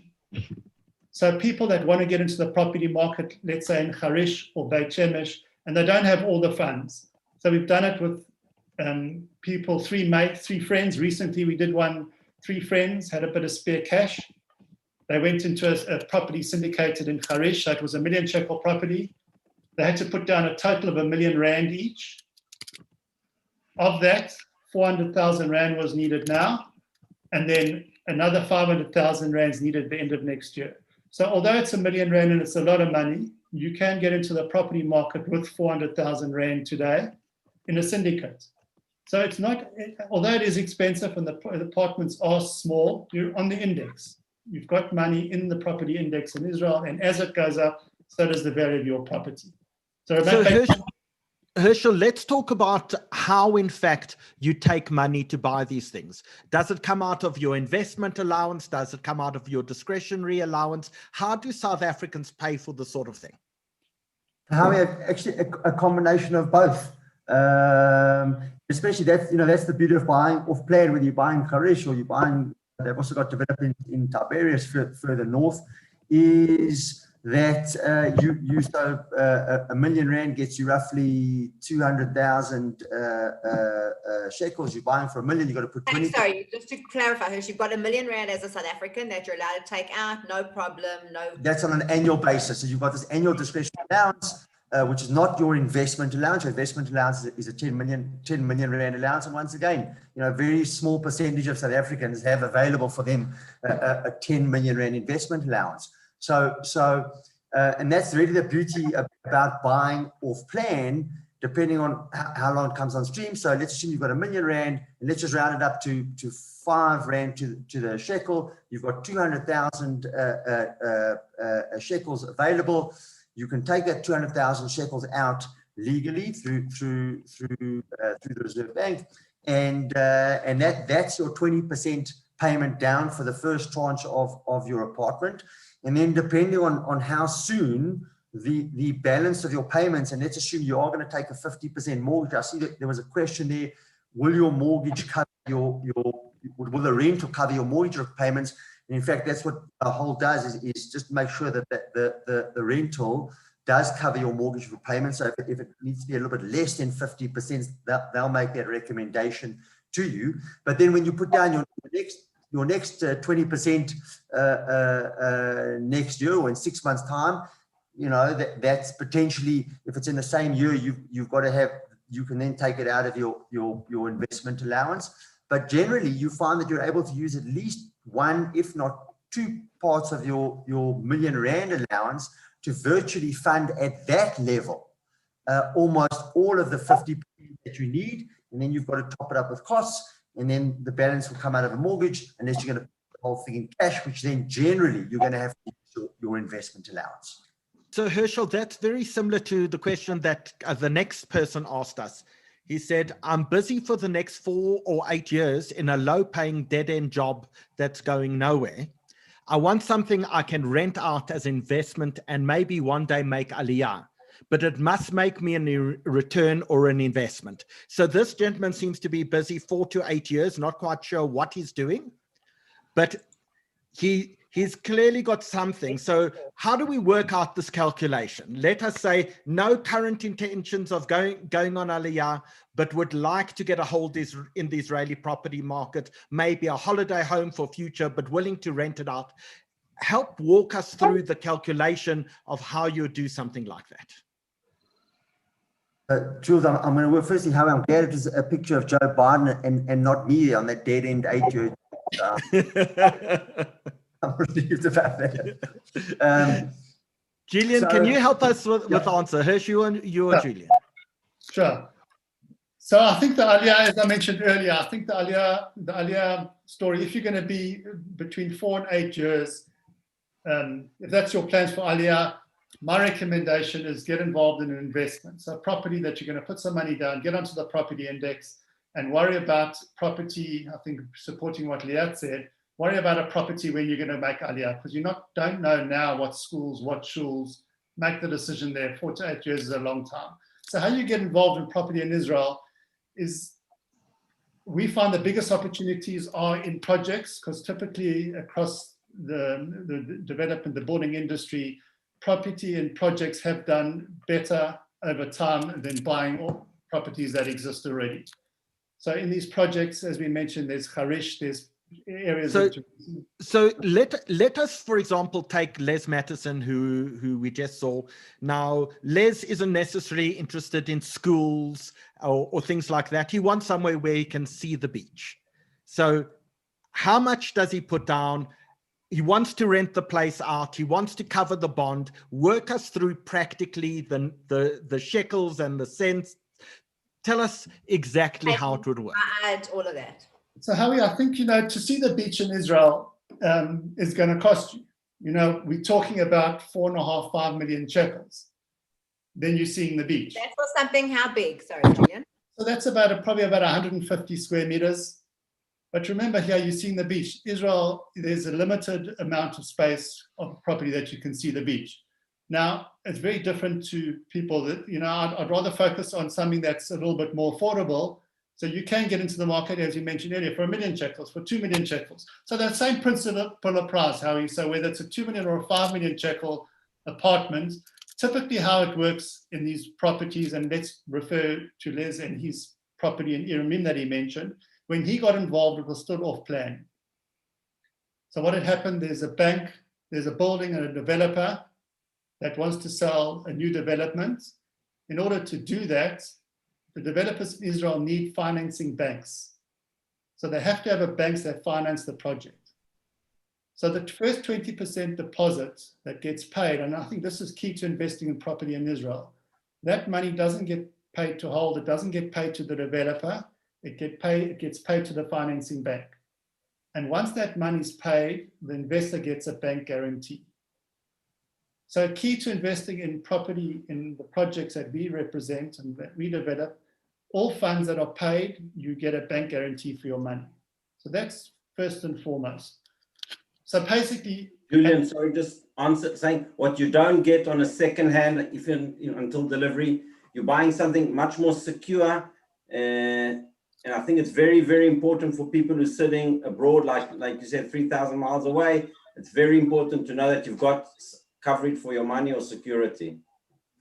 I think Howie, maybe just to get back to that yield question, once, as Julian said, when I see the ocean, you want to be in a Bauhaus in Tel Aviv, you want to be at Iramim, you're 5 million shekels and up. And once again, just to say, you're not buying yield in Israel. Interest rates are low, inflation is low, 2.5%, 3%. The rental market in terms of occupancy and finding tenants is generally pretty good because there's a shortage of property in Israel generally.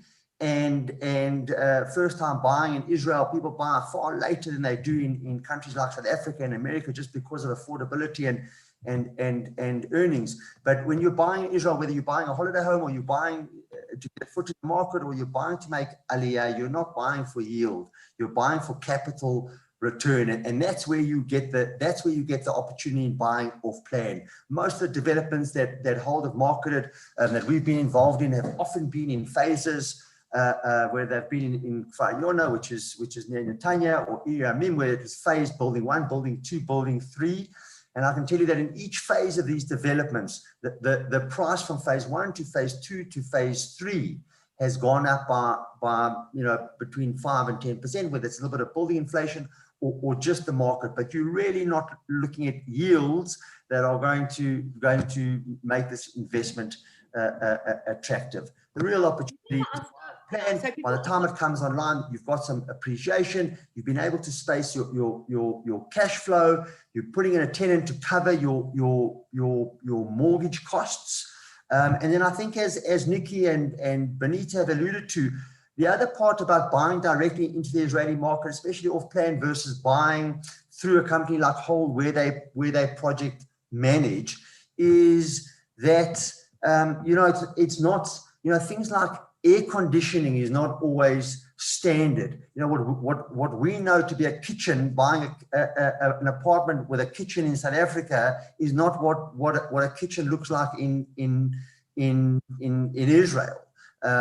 In terms of the cupboards, the fittings, even in bathrooms, in some developments you need to upgrade to have a shower cubicle put in. So to go into that market, and I can just say that the few clients that have bought through us and Hold, who have decided to go this alone, it's ended in tears, and where do we sign for project management? So I think that it's not about yields, it's about capital appreciation. Buying off plan allows you to space your cash flows and get a foothold in the market. And I would say that for any market around the world. And lastly, to try and go this alone from a foreign country where you don't understand the market, people are always telling you these horror stories about buying in Israel. It's not it's not as much about buying with the developers as understanding how to buy and what you're getting for what you're paying. So Hirsch, sorry, I'm going to just try push Julian for a more specific answer. Yes. If I'm buying something for 1 million shekels or 2 million shekels, and I want the bond costs to be covered by the rental, what percentage of the purchase price should I be putting down to be fairly sure that I don't have to continue to put money in and that the rentals are paying for the bond costs on the property?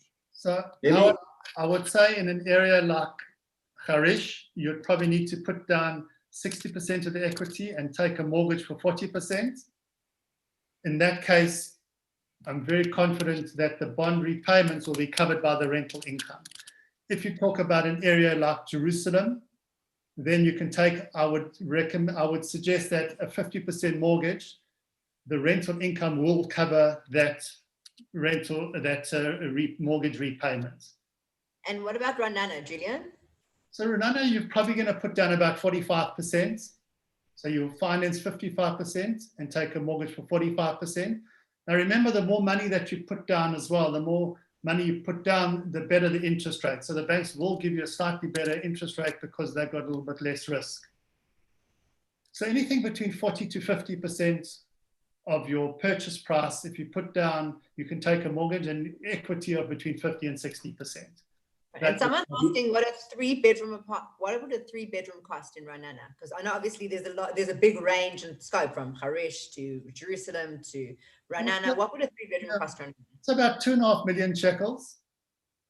So for 2.5 million shekels, you'll get a nice 3-bedroom apartment in an area where you've got South Africans in your road, you're near the shuls that South Africans go to. So that's the area, and you're paying a premium for that. So but that's about the number. And if they're less South African, do you get a discount or is it a premium? Not so many South Africans. South Africans next door. We can't answer that question on board. Guillermo is asking, what about renting instead of buying? Is it cheaper than buying? I think the answer is that really individual, depends what you've got. If your money's sitting and what it's working for you, I think to answer that question, also what Herschel spoke about is having an offshore investment. I'm not talking, of course, we're in favor of Israel, but I think for South Africans, especially what the challenging times it's going through, it's very important to have some kind of offshore investment. So if somebody's got free rand and it's sitting in a bank and not doing anything, maybe the better solution would be to buy and to rent out. And if he can't afford to live where his apartment is, and we've got quite a lot of investors who do that. Let's say they bought an apartment in Fariona. Like we've got other projects and there are other places except Harish. Well, like I said, we really believe in Harish, but Harish is 1 out of 12 projects. Herschel mentioned Fariona. Fariona is just the outskirts of Netanya. So we've got one guy who bought in Fariona. He thought he was going to live there. It wasn't suitable when he made Aliyah. So he's renting out his apartment in Fariona. he's getting about 4,500, 5,000 shekels, and he's topping it up and living in Ra'anan and paying another 1,000 shekels. So there's a wide range of possibilities for people like that. So you can't answer, is it better to rent or to buy? Of course, if you've got the money and the down payment and the 50% in total, we recommend to buy, because at least you're gaining your own value for your apartment. Cool. Shall we go to an advert quickly, and we'll come back and discuss many, there's so many questions that people are asking both in the chat and the Q&A section. Please, if we can ask you, if you do have a question, put it in the Q&A section. It's very difficult for us to actually follow all of this on the chat as well. So please put your questions in the Q&A button at the bottom of the screen. But let's see an advert, and we'll be back in 2 minutes.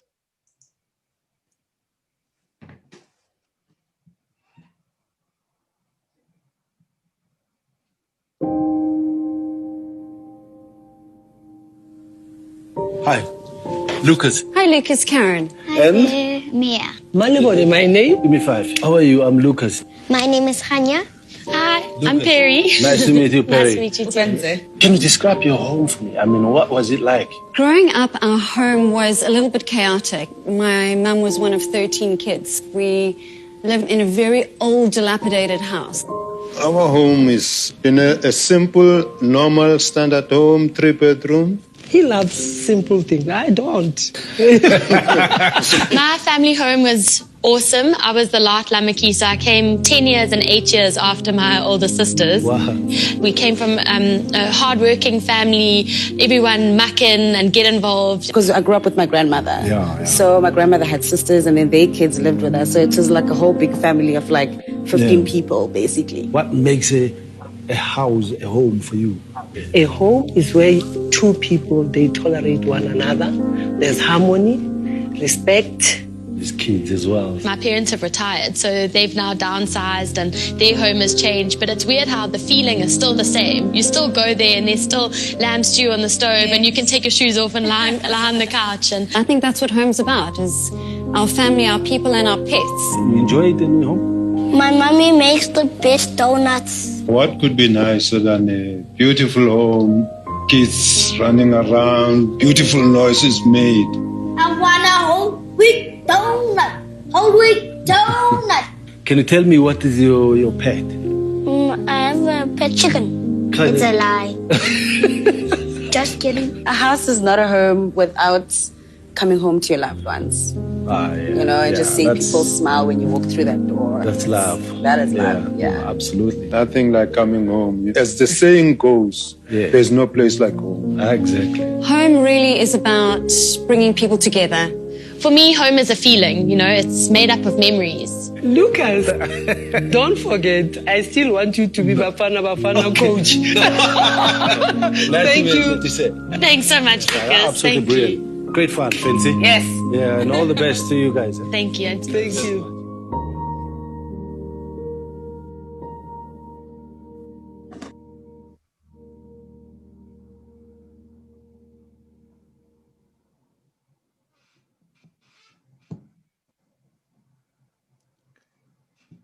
So Dina, should we do a poll and ask people their opinion on what they've heard so far? Absolutely. Let us roll that. So tell us what this poll says, Dina, for those people who are watching maybe on YouTube and can't see it. Perfect. So it says, when it comes to buying property in Israel, do you feel, option A, buying property in Israel is affordable? Second option, I probably could afford it, but I expect to downscale my quality of living. Or the third option, I've heard the prices are insane. I just assume that I cannot afford a home in Israel. So we're going to leave that poll up. You've got the three choices. It would be actually very interesting, especially after hearing from our panel, to see what your actual opinion is, and to see now if you think that if maybe you thought it was insane before, that you think potentially it is affordable now. Shall we take, while that's up, shall we take one or two more questions that have come in from some of our celebrities, and we'll ask some of our olim to comment on those as well. So this question comes in from this gentleman. He says, I don't speak Hebrew. I need to be around other South Africans. He says, luckily I can buy without a bond. I don't know where all this cash comes from. Do you take Bitcoin? So yeah, I think we touched on that earlier with Benita talking about her English and her Hebrew. I think let's ask Rolene, because you were saying that your Hebrew is obviously is Modi'in. Do you find it to be more Anglo or do you find it to be more Hebrew speaking? It's very mixed, but I'm lucky. My husband and I, okay, cards on the table. We walked around our first weeks of Aliyah with the dictionary. We felt like no compunction to look up words in the dictionary. And my husband, who had a King David history, a King David Hebrew, is now pretty fluent. He works in high tech. He works in Hebrew. He also deals with the international market and speaks English there. And it's incredible to see how brilliantly he has integrated. You have not lived until you have acted out physically buying chicken breast. I'm not going to reenact that for you, but that was my experience in my first week of Aliyah. But as I said, in order to acclimate as much as possible, and we didn't come with intentions of being around South Africans. We came with the intention of, we've left South Africa, we now need to make Israel our home. And the first place I went to was to find my Jawitz family. And I'm glad I did, because it's helped understand Israeli society. It's helped give an opportunity to give back to Israeli society. And it really helps. You can get by on English, but I think that if you really want to achieve and do great things, you really want to make an effort with the Hebrew. And also with regards to the job market, many people come here wanting to find something in the same field that they had wherever they came from. My advice is find a job. Just to get you into the system, to get you understanding the system. I almost took a job in an exotic aquarium fish tank. I said exotic aquarium fish tank and not exotic anything else. Just to get started. Luckily, I got my first job was in an eventing a company. But the important thing is to get into the system, to understand how it works with taxes and other benefits that you get. And once you settle, then you can start looking for the job. So Rolene, I'm going to stop you there just so we can share the results of the poll. And then to all our panelists, we're saying answers are restricted to 30 seconds. We've got so many questions to get through, so many answers we have to give. So please, 30-second answers to our questions. But the response to the poll, buying in Israel is affordable. 6% of people say yes. 28% of people say, I probably could afford it, but I expect to downgrade my quality of living. And 66% of people think the prices in Israel are just completely insane.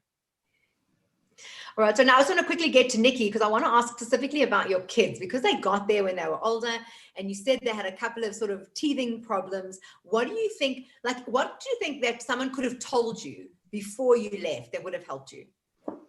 Well, Dina, I think we chose Ra'anan because we felt it was the best place for our kids to be.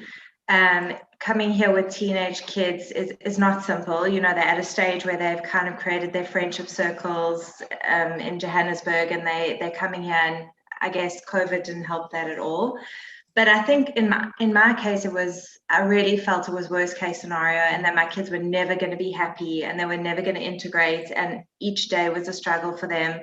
And a year later, my kids are really happy, and thank God. They still struggle some days, but I think that if someone would have told me, don't take the first 6 months into consideration of how you're going to feel, after a year, the kids will adapt, they'll be happy, you'll adapt, you'll be happy. And I think from a parent's perspective, it's I would say if you're coming with teenage kids, you need to choose an area where your kids are going to integrate the easiest. And for us, that was Ra'anan, but I'm sure there are many other areas where it would work as well. And Liron, why did you choose Telmond? I mean, you come from a very obviously big community, you were very involved. Why Telmond? So I think and a few things I'll just say around those aspects is I think we're looking at Talmud, especially from an educational perspective as a family. When you're looking at religious areas, non-religious areas, you got to look and say, is it homogenous, heterogeneous? And we like the fact that Talmud was actually quite integrated and diverse. Lots of different people on the street, across the spectrum, Sephardi, Ashkenazi, across the spectrum, religious, not religious. And I think, when you're bringing up kids, you've got to choose different things at different times. For us, it's not just about what you want your kids to be doing, but how you're educating them to make choices. And in Israel, that becomes quite a sensitive thing to watch. And Talmud for us was a place where there was an established community, but also still developing.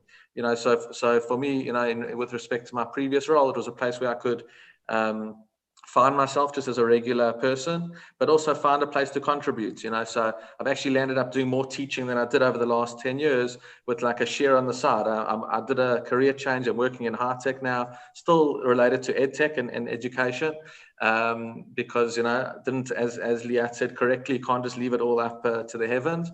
So you got to find that right balance. So career was important. Talmud is close to the high-tech area, the high-tech belt in that sense. As Michael said, the beach was important. An integrated lifestyle close to Netanya, where my wife and I have got a lot of family, and beautiful area. I started running, for the first time in my life. You run through these beautiful orchards and citrus fruits, and a really amazing place with the rooted South African community. So, so just all about those things. Everybody comes to Talmud, I feel, not because of South Africa or because of English people or American people. Everybody's there because they consciously choose to be there. And that's the thread that runs through the community, which for us was really beautiful, important, and has been a good element of support for us. Amazing. And Esty, I also want to talk, you've got 5 kids. So how is it when they adjust, when you actually, so exactly what Liat was saying, like before you actually buy, you decide maybe you should rent, and then you'll actually see what is there, so that you can decide on the best area. What happens once you've actually settled in an area and then you decide, okay, you know what, we actually want to move from here? How was that for your kids, and what's the adjustment? I know you said 2 of them are actually living out. How is that process? I think my kids are amazingly adaptable, and I think that if you have a stable home, your kids will adapt. My kids are happy. My boys are in a very prestigious yeshiva high school that's really hard to get into, and the teachers are amazed that they are not native Israelis. Like my kids have really integrated. We made Aliyah when my oldest went into Kita Aleph, so he was 6, and our youngest 2 were born here. And we like Harish. We found it to be very a big diverse community. And really, I think our kids have adjusted. They speak Hebrew fluently. I feel like we'll always be Olim, but my husband works in Hebrew, I work in Hebrew, and I don't feel that I need that Anglo cushion. Our friends that we host for Shabbat are Israelis. Like, we're really fairly integrated. Yeah. Can I ask Liat a question about the army? Because Liat, at what age is army an issue if you're making Aliyah? Now, if you are in the years of 18, you're obligated to do the army.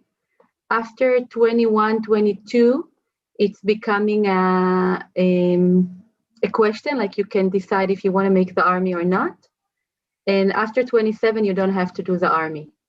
I do believe army, it's a great place to integrate into Israel. So if you're coming young, it's a great place to integrate, but you can adjust it to your needs. Like you can go and study before and then join the army. You can do Shirut Leumi. You can try to get some important job in the army, like something that can help you in your career. But in those ages, you have to do. So Benita, how old are your kids, and what's their approach to the army? Because obviously coming from South Africa, approach to an army is a very different thing. So our son is 14 and our daughter is 13. And if you ever do a Zoom webinar with young people, you will be amazed at the way people think here. Young people think about going to the army. I can safely tell you my son cannot wait. His mother might not agree necessarily, but he really cannot wait. And that is part of the culture of being here. It's part of us acclimatizing to the life here. They hear about it at school. They see the older boys who are in the army. They do look up to them. They admire them. They hear the stories. And to be perfectly honest, as a 14-year-old, he's more focused on what he's going to do in the army than what he's going to do for Bagrut, which is matric. And we often laugh here in Israel, no one knows about matric results like we used to in South Africa, know who got A's and B's and who did well and who didn't. People don't talk about matric results here, but in terms of army, then definitely he is keen and ready to go. As I said, his mother might think differently. And our daughter, she at this point would like to be in some kind of training type unit, but I'm not exactly sure what that would entail. So ask me in a few years' time. For now, the concept, when you live here, when you become part of the whole fabric of society here, the army is something that young people look forward to. Dina, shall we ask one or two more property questions at the moment? Because our property guys, we love putting them on the spot. So this one comes in from Vlad. I'm not sure who Vlad is. He says, I have champagne taste, but a vodka budget. I want a sea view and I want to rent it out now or Airbnb until I come. Is there such a thing as a vodka budget with champagne taste in Israel? Hirsch?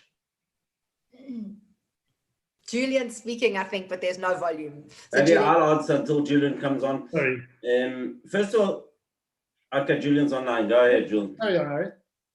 First of all, just to give an example, we done a project nearly 10 years ago, just outside of Caesarea, a place called Ora Kiva. You can actually see the view of, it's got sea views. so next to Netanyahu in Caesarea. Exactly, a bit further from Mr. Netanyahu, but it's a city overlooking Caesarea. Just to give an idea, the prices there were about 800,000 to 900,000 shekels. The apartments have been rented out for over the years, and now it's about nearly doubled the price, 1 million, 1.5 million, 1.6 million. So there are options with sea views. Okay, it's not all Iriamim or Poleg, what we know, but there have been different options over the years. There's Jaffa for some people who want to be in Tel Aviv, but can't be in Tel Aviv, can live on Jaffa. So there are options. Julian's, I think, might want to add something. Yeah, I actually want to talk about Jaffa because there's been a whole regeneration. When I was there in July, I noticed that there's that whole new area around Jaffa. It's really become redeveloped. If you actually look on Airbnb, the places that you can rent there are magnificent. And then there's Florentine, which is also right next to Neve Tzedek, which also was seen as more the graffiti area. That's also like up and coming. Because I know everyone's dream is to live in like Tel Aviv, but Tel Aviv property apparently is outrageous. So if you want to look for something that's right, also on the coast, you've got Jaffa, you've got Florentine. What would you recommend in that area? Julian? So we've got a very exciting project in Jaffa. I mean, they're all great areas. The financially, Tel Aviv, as you mentioned, is very expensive. So to get into Tel Aviv, you're talking about 60, 70,000 shekels a square meter. Now, as you mentioned, now because Jaffa is actually part of Tel Aviv, so the address of Jaffa is Tel Aviv Jaffa. That's the council's name. So you actually are in Tel Aviv, and as you mentioned, in the Jaffa, if you look around the port, there's amazing developments that have gone up there. But what's happened is because of the demand to live in Jaffa, which is now becoming a very, very trendy area, they're closing the port down for a couple of years to redo the port. So if you go further down towards Bat Yam, there's areas of Jaffa now where there's a lot of these Tama projects. Those are the projects where they redo the buildings, they strengthen them, they build floors above it, or they bash them down, and they're actually building from scratch. So we've got a project on the main street through Jaffa, and a street called Yefet, where there's 15 apartments and a boutique building. And what's nice about it, it's 400 meters from the beach, although there's no view. It's close to the beach. And it's also close to, there's a light rail system that's going to be going around Tel Aviv. So it's about 500 meters from the light rail. So you're 10 minutes. Julian, you know I'm going to push you on prices. Tell us what that costs. Starting price. So then the starting price on those was about 2.5 million shekels. So if I can just compare it. What size is that, Julian? So that was about 70 odd square meters. So that's like a box, okay. But what you've got to do is compare it to Tel Aviv. So you're looking at about 35,000 shekels a square meter compared to 50, 60,000 shekels a square meter in Tel Aviv. So if you want a Tel Aviv address, you can get in here. And over time, we really believe in the future that the prices in Jaffa will be very similar to the prices in Tel Aviv. And the rentals obviously are higher then. So the rentals in Tel Aviv are higher, but it's interesting. One of our investors that bought in Jaffa has got a son who was living in Tel Aviv paying 6,000 shekels in a one-bedroom apartment that wasn't in great shape. And now he's going to spend, when the project's finished, 6,000 shekels a month is going to rent him a two-bedroom apartment in Jaffa. Same amount of rental, brand new 2 bedrooms. And what about the rates? So tell us about, are the rates different from city to city? So obviously you've got to take, when you want to rent out your apartment, you've obviously got the rental that you consider, and then you've got the taxes. Give us more insight into those taxes and the actual costs. So I think, so firstly, as an investor, the tenants in Israel, when you're renting an apartment, the tenant pays the rates and taxes and the building levies. So that's not a cost to the investor as person renting, and obviously it depends on the city. So Ra'anan, as an example, the rates and taxes here are known to be expensive, but they're not as expensive as Tel Aviv. And then when you go into areas like Harish, they're less than half. So it really depends on the infrastructure that's been built. Distance to the sea is always important.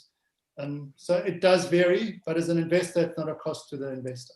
All right, but if you want to rent, what is, so you obviously you decide you don't want to buy yet, you want to rent, what is the rental on a levy, say in Ra'anan for a 3-bedroom apartment? It's about 800 shekels a month. So that would be the city taxes a month. Tel Aviv's probably 1,000, Netanyah's probably about 700. So it's all in the range. So Julian, can we ask, Mervyn Siegler asks, what is more affordable monthly, a freestanding house or an apartment?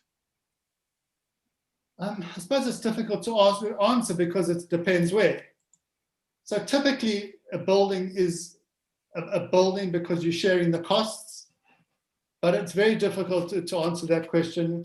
I would say that an apartment is probably more affordable than a freestanding house because of the maintenance cost of a freestanding house. And if you want to buy in Ra'anan, you want to buy, or anywhere else in Israel, Caesarea, you want to buy a house with a swimming pool. If we're really coming from South Africa and we really want to have champagne taste, where can you buy a beautiful home with a swimming pool, and what will it cost you? I mean, Ra'anan, you're going to probably spend about 8 million shekels in Ra'anan. You're not going to find anything like that in Tel Aviv. Tel Mond, you're probably going to get for about 4.5, 5 million. You can probably get a very nice freestanding house. So once again, it depends where you want to be. But so Julian, this question came in from this couple, and they say, we want to retire in Israel. What about Rothschild Boulevard? We keep on hearing about Rothschild Boulevard. They say they've got some money. They wrote some books.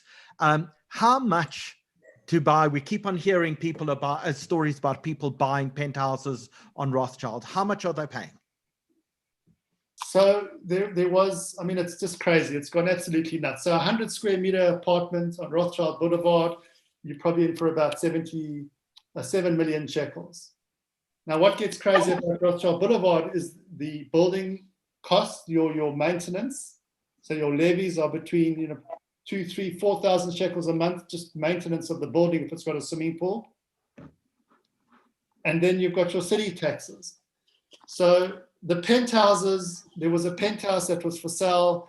It was 100 million shekels. There was a penthouse that was trading, but it was very, very the top end of Tel Aviv, overlooking the ocean.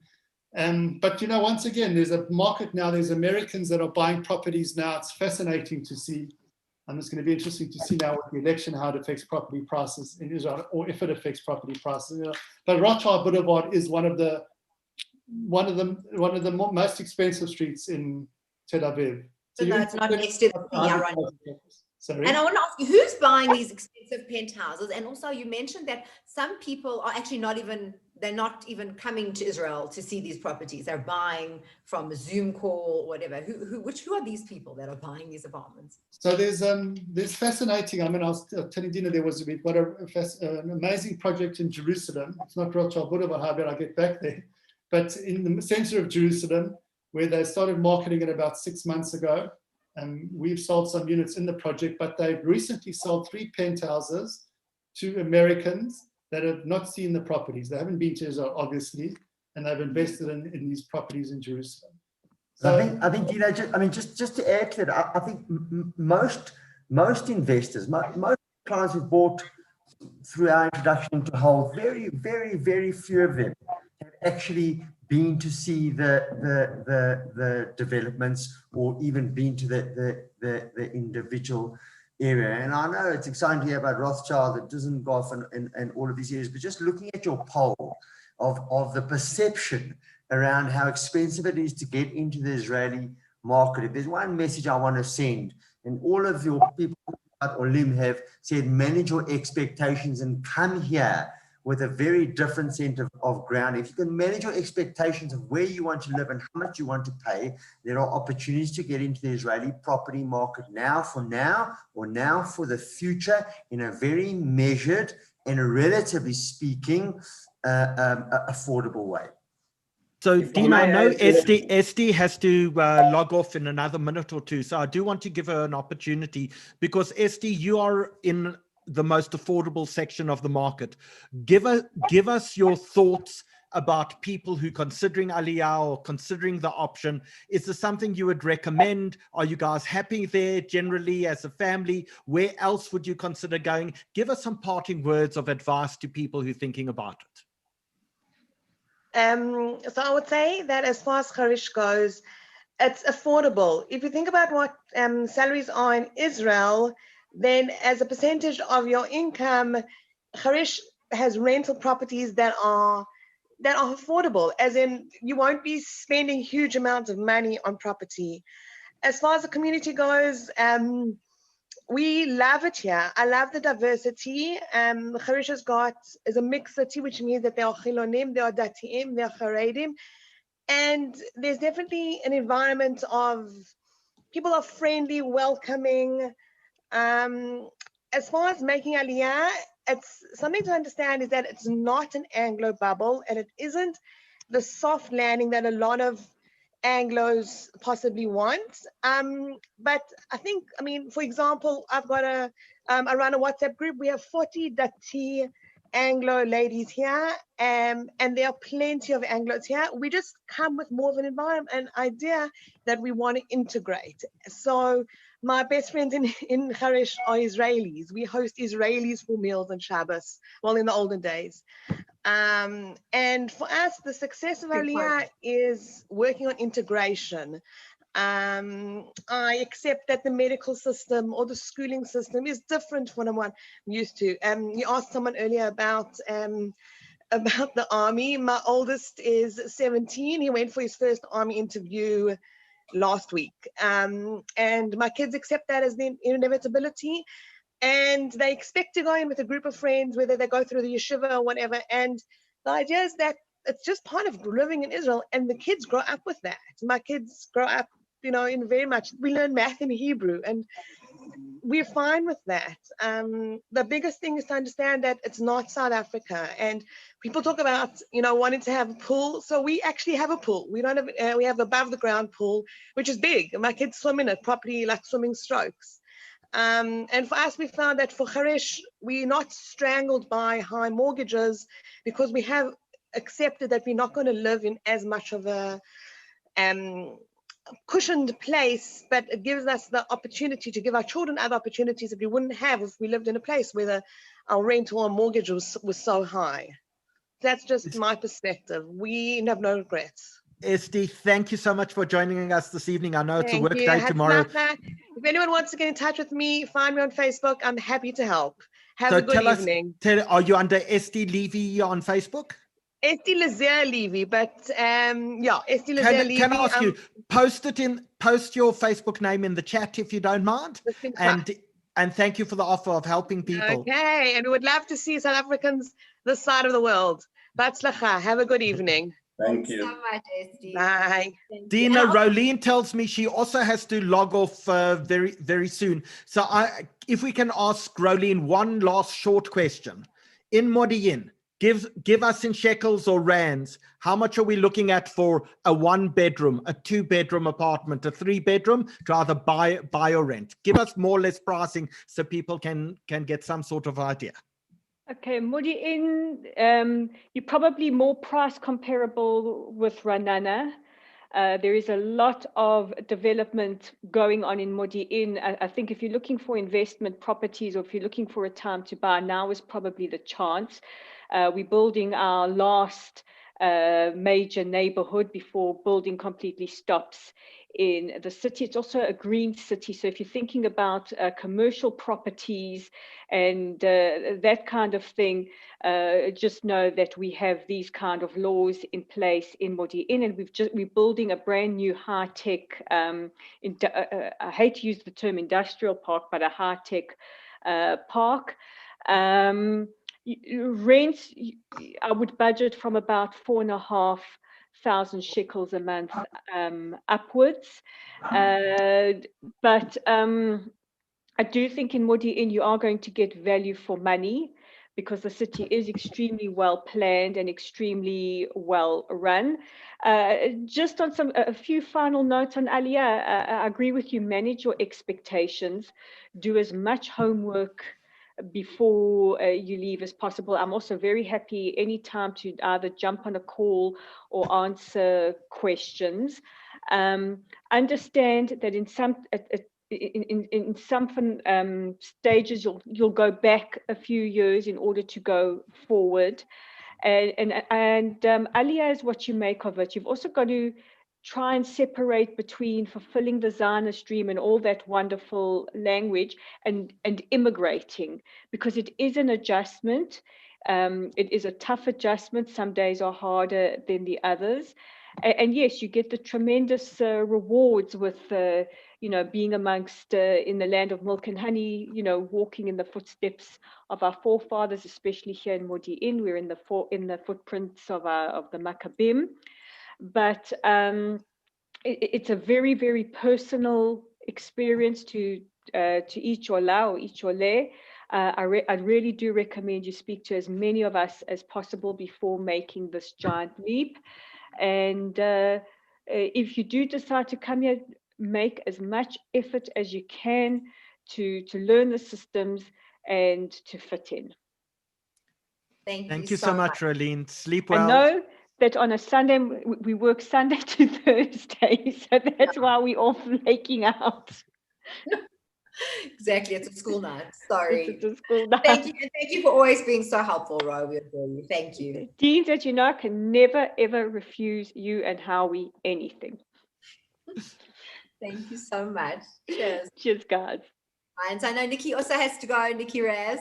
So Nikki, also for your question, I want to know what would be your parting message? Like also you've arrived, you've had 6 months, then you're in COVID, your kids were older.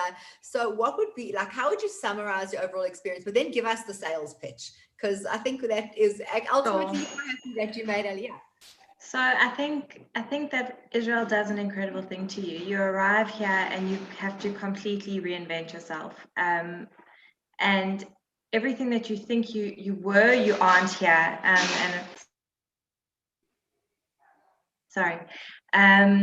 But I think that the benefits of being here and forming new friendships, and again, we chose Ra'anan because it is a soft landing. There's lots of South Africans, there's lots of English. And it's just been an incredible experience because you're all going through it together. So people are arriving all the time and everyone's sort of in the same space. Everyone's wondering why the avocados are never ripe, wondering how to navigate a school system, the medical system. But I would say that you need to settle and you need to try and take the softest landing as possible because it is hard. It's immigration. It's tough. We've lived in South Africa our whole lives. We love South Africa. It's adapting to a whole new culture, but it's doable. And with older kids, it's hard in the beginning, but once they adapt, they never look back. The freedom that they have here is just incredible. And I would definitely recommend Aliyah, but it's not a decision to take lightly. Nikki, thank you so much. Lovely to see you. Thank you, everybody. Lovely to see you too. Thank you. And So, Hirsch, one of the things that seems to be playing in my mind at the moment is people with disposable income. And there's not that many with people with disposable income at the moment. But, you know, it may very well be that property, either domestically or internationally, is a good time to look at it. We know the property prices in South Africa have been fairly depressed over pre-COVID as well as during COVID. And we know the rand's just improved. So for many people, it may be a toss-up. Do I buy that bigger house because I'm spending more time at home in Bryanston? Do I buy something in Cape Town as a holiday home? Do I look at Harish to go into or somewhere else in Israel? There's almost a juggling act that people are doing, domestic versus international. But you're really able to advise people on both of those. So I'm going to ask you to answer that question, but I do want to give people the opportunity who want to be on your mailing list to hear about both international and local options. So Danny, if you could pull up a poll which just allows people to say if you'd like to be on the Jawitz list, just to give you the opportunity to get onto the mailing list. But Hirsch, is that really the tension that you're seeing in many clients? Do I keep my money in South Africa? Do I buy something in Sea Point or Clifton or in the center of Cape Town? Or do I actually take it offshore and actually put it somewhere where there's a rand hedge? I mean, it's difficult to make a recommendation. It depends on personal circumstances, but what we are seeing is exactly what you're talking to. A lot of that top-end discretionary buying where I can afford a bigger home, a more expensive home in a better area, I can afford a luxury home or a second home in Cape Town. A lot of that top-end buying has gone out of the market just due to the economy, due to uncertainty, and a lot of that money is now moving into international property, where the property market is really buoyant in South Africa, is in that entry-level, first-time buying, small families growing, but a lot of that top-end money is not going back into residential property, certainly right now, even with really soft prices. And a lot of that money is going into offshore property, not necessarily because offshore property is affordable. Interestingly, in the US and in the UK, a lot of South Africans buying into the UK market, they've had this massive property price spike post-COVID. As to whether it's pent-up demand and it's going to soften, it remains to be seen, even with the second wave. And once again, we're seeing a much stronger wave of people looking to buy into Israel, both from an investment point of view. And I think as Liat mentioned, you know, there seems to be a steady uptick in people making aliyah, and certainly from what we're starting to see, people even selling their properties here now, only looking to make aliyah maybe in a year or two, but looking to externalize their money, while by South African standards, the rand is relatively strong from where it was 6 months ago. So Dina, I know you have some questions about medical that you want to ask Michael about, but I also want to put up a poll, our third poll actually, for those people who would like to speak to Julian and Ari, because Julian, you're coming to South Africa fairly soon, are you not? Yes, end of the month. So if I mark on the poll now that I'm interested in the sort of stuff that you were talking about, you'll be able to see us face to face. Will you be in Johannesburg and Cape Town and Durban? Where actually will you be? So I typically come to Durban, Joburg, and Cape Town. So I'll be in all those three cities. So lots of social distancing, masks on, but you're happy to sit down with people and give them good advice about what's on offer and what's affordable and how best to do it. Absolutely, and I think we can, start off by communicating via Zoom so we can get a better sense of what's required. And what I did buy on my last trip was a portable screen, so we can present and do it social distance. You also have a newsletter that you send out with the projects you're available in fairly often. Yes, projects and also updates on the markets and what's going on in the industry. So we do that as well. I see from the polls coming in, there's actually quite a lot of interest in talking to you. We're in South Africa, adding you to the mailing list. So just give us your dates for Johannesburg. So they're not finalized yet, but what I'll do is I'll add everyone onto the database and I will let them know in the next week in what cities I'll be in. Okay, great. We'll keep the poll up for another 20 seconds if you want to be added to. Dina, you had a question about medical aid and medical insurance that you wanted to ask. I mean, obviously, we've talked about like the living costs. We've heard things from like 25,000 shekels to 30,000 shekels a month if you're in like if you've got a relatively like three kids, whatever. I want to know, but there also are benefits, and maybe you can also add to this. But I can ask Michael because when you get to Israel, there are costs that we pay for in South Africa that aren't relevant there. Well, that don't count because your schooling is taken care of, your medical is taken care of, you don't have additional security, we assume. So I want to just ask Michael, what has that made an effect on your cost of living, or do you not take that into account? No, it definitely makes a big difference. It's still taken into account when everyone gave those budgets that they spoke of earlier. I thought they were pretty accurate, but that is taking into account that you are getting medical security is not an issue, and like you mentioned, education. I think also people have to realize that if they are going to use the public school system, they similarly like with property, got to manage their expectations. It is very good, and every place is different. But at the end of the day, it's not a private school. So, I mean, we are very happy with the level of it, because at the end of the day, it is public. But it's something just to realize, and the same with the medical system as well. It works, it's incredible, but it's not private, it's not as quick. But you can obviously pay for something more. You could have more private than purely public. You could also, when it comes to the educational system, there's American schools, and then your kids are not going to get much Hebrew, and they will lose out. I think one shouldn't do it if they're young, because they do get that Hebrew quickly. But that option is there, but it's very expensive. Michael, let me just ask you, just here, my child gets sick, I take him to the doctor, I get an appointment the same day, she recommends an antibiotic, I go down to Dischem, I pick up the antibiotic. How does it work in Israel when your kid's got a cold or your kid needs antibiotics? How do you get to see a doctor and get to get medicine? How does that all work? If you're in the public system, if you're in the public medical system. Yeah, it's just smiling here. I can see she knows the system well. So it's much easier here with a private system. I can say it's easier. Yes. It's easy to book appointment here. It's easy to go to your doctor here and to get everything in one stop. It's much more complicated in Israel, but the system getting better. But yeah, Michael, you can answer from your view. You have to learn, for example, to use an app or the computer. But that's usually a first time round. But you often got to book an appointment, and that's sometimes in Hebrew, and then you see the Google site translated, and it's never quite perfect. So that's why it's certainly difficult initially, but then you get used to how to do it. Or you, for example, when I go for an appointment, always make my next appointment, and you learn just to work smarter, I guess.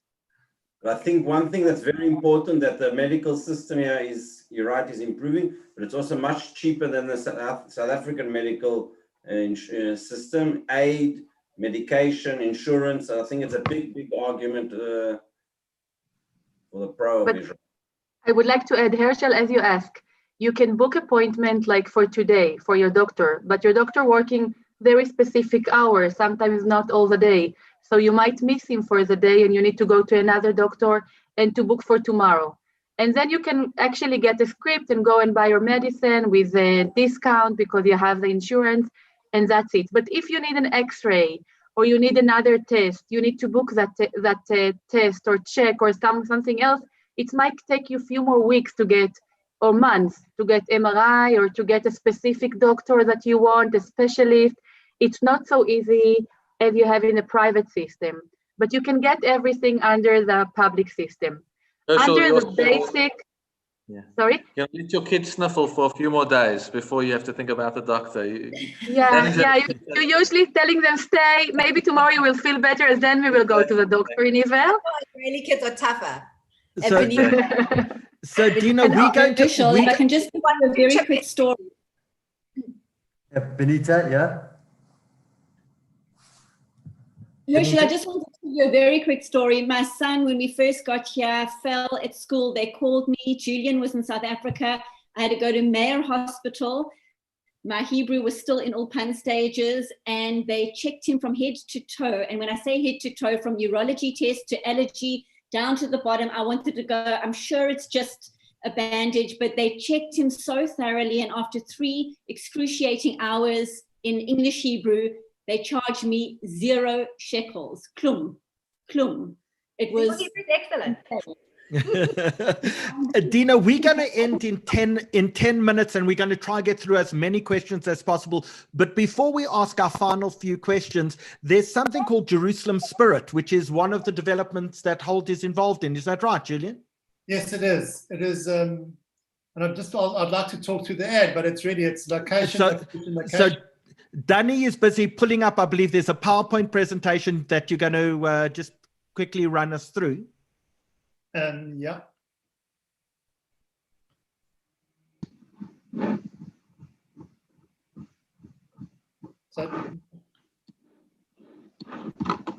So basically what it is, it's a project that's gone up in the very center of Jerusalem. It's about 50 meters from a street called Hillel Street. Those that know Jerusalem, it's very, very well located. So it's a tower that's going up. And there was a picture of it, you saw it very briefly. Just the location is quite unbelievable. It's got views over the park. It's got unbelievable facilities, jacuzzis, swimming pools. This actually exists already. The location near the light rail train, just a whole lot of history around the project. It's close to all the tourist locations. It's a 15-minute walk to the old city. It's got jacuzzis, it's got mikvahs, it's got everything that you would possibly need. A very, very unique product. And it's really just an amazing opportunity to get into property in Jerusalem. Great prices at the moment because of the phase of the development. And the project delivers in 2023. So opportunity. So Julian, just tell us exactly where it is. So it is, I suppose if you know where the Great Synagogue is. Sure. So it's about 500 meters from the Great Synagogue, heading towards down King George Street. So right near towards Jaffa. Drag. It's about 400 meters, 300 meters from Ben Yehuda. So do you know where Jerusalem of Gold is? Jerusalem of Gold, it's part of Jerusalem of Gold. And tell us pricing. So pricing there also, it was started about 2.5 million shekels. And that's for a 60 odd square meter. It's like a hotel suite that you're buying. But importantly, if you convert that to prices per square meter, it's about 40,000 shekels per square meter compared to 50, 60,000 shekels per square meter, if you can find something to compare it to. Thanks, Julian. It's got all the new amenities. So all the new buildings going up in Israel are magnificent. They've got the gyms, they've got the pools, they've got the jacuzzis. I mean, they've really moved to another level. So I think they've had to. I think, they've realized now that with the American market opening up, the European market opening up now, that they've got to cater for these high-end tourists and people that want to live at their high end. And that's and how is something like that renting out, like in terms of Airbnb, are they all permissible? So if you want to buy that as an investment and manage and get someone to manage it on a Airbnb basis or rental basis, is that easy to do? It's very easy to do, and we were very lucky because there was a building next door, very similar, Jerusalem of God with the same facilities. So we know what rental, we've got a very good idea what rentals are going to be. But what's happened in Jerusalem, as we all know, with embassies moving there, there's a big requirement for embassies now to have accommodation in a building where they can control the security, where there's facilities. They don't like their employees walking around. So there's opened up a massive market from an embassy. Corporate rentals are big there, short-term rentals, Airbnb. And they don't allow Airbnb tenants to use the facilities, but it's an excellent investment opportunity.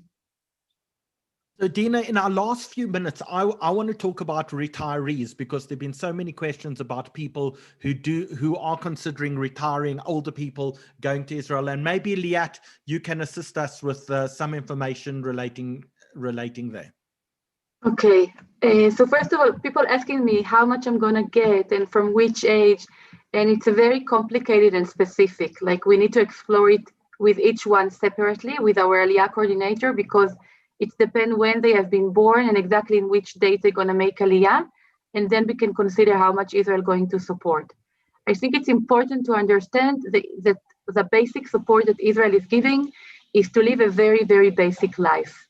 Like I said, I mentioned at the beginning that we opened Arad as an option for people to go to, because we're going to offer their affordable living in a supporting housing that the government is offer. But it means that someone they're going to get from the government, someone that's retired, like let's talk about 65 and more, like 4,000 shekel for a month. And with that is going to pay 1,500 shekel, 1,500 shekel to pay housing and utilities and everything in the housing. And then he has 2,500 shekel to live. It's a very, very basic living. Like it means that you're buying your basic food and you're actually staying more in the housing property. But this is like the very, very low affordable thing that we can offer. Besides that, people that retired need to come with pension, need to come with something in the side in order to live a proper life in Israel. I just want to add one more stuff, Howard. You mentioned a lot Ra'anana and Tel Mond and Netanya, and it's amazing places. But my obligation to the people that listening here is to mention the periphery of Israel, to mention Be'er Sheva, and to mention Nahariya, and to mention Tzfat, and to mention Kiryat Gat, and Yerucham, and Dimona. There is no South African community there. There is not a lot of Olim there from Anglo-speaking country, but there are much more affordable places to live in. And in one of your polls, people say with those amount of money, I can't buy anything. And I cannot buy an apartment in Ra'anana. My house in Israel is in the south. It's a standalone house, big house with garden, with a lot of room, a lot of space, but I paid for that 1.5 million shekel. And I said, Israeli, we're sharing everything on the ground. This is how my house cost me to buy a new house on the ground, but it's in the periphery. I need to drive an hour to Tel Aviv, an hour to Jerusalem in order to work. I think Corona improved my life in the periphery, really improved my life once I will go back to Israel. But there is option for people to live not in the center and to live in Israel. So people need to consider that. Like Ra'anana, it's not the only place to live in. So just to put it on the table. But I'm just saying it out loud here. We in the Israel Center, our goal is to support each one of you that want to make Aliyah, to put everything on the table, to consider together with you where you can go, what's the option. We are trying to be not biased to anywhere in Israel and to support you in the process, but we are very, very realistic. I do put the figure how much you need for a month to live proper life on the table. And I can tell you that if coming to me someone with no funds and just want to fall on the land of Israel and hope that someone will help you, I'm not supporting that kind of Aliyah. I think that the South African community are very strong and helping a lot of people here that need help. And if this is the best place for you to stay, maybe you should stay here and get the support of this amazing community, because what the community here has to offer people in terms of schooling and food, as we heard at the beginning from Liat Amar Arran, it's something that you won't find on your first month in Israel. And people need to understand that. Yeah, thank you. I think that's a very realistic approach. A lot of people I know want to contact you. Please, can you put your email address into the Sure. chat section? I think many people would want to contact you. And Dina, in our last remaining minutes, what do you think remains unanswered that you'd like to ask our amazing panelists? Sure, I think we have asked quite a lot of questions. I think what we should do is ask our panelists what their final words and final advice would be to our audience. Shall we start with Liron Bernstein? Okay, but 20 seconds each. On your speed date. You need a minute to think of a 20-second answer.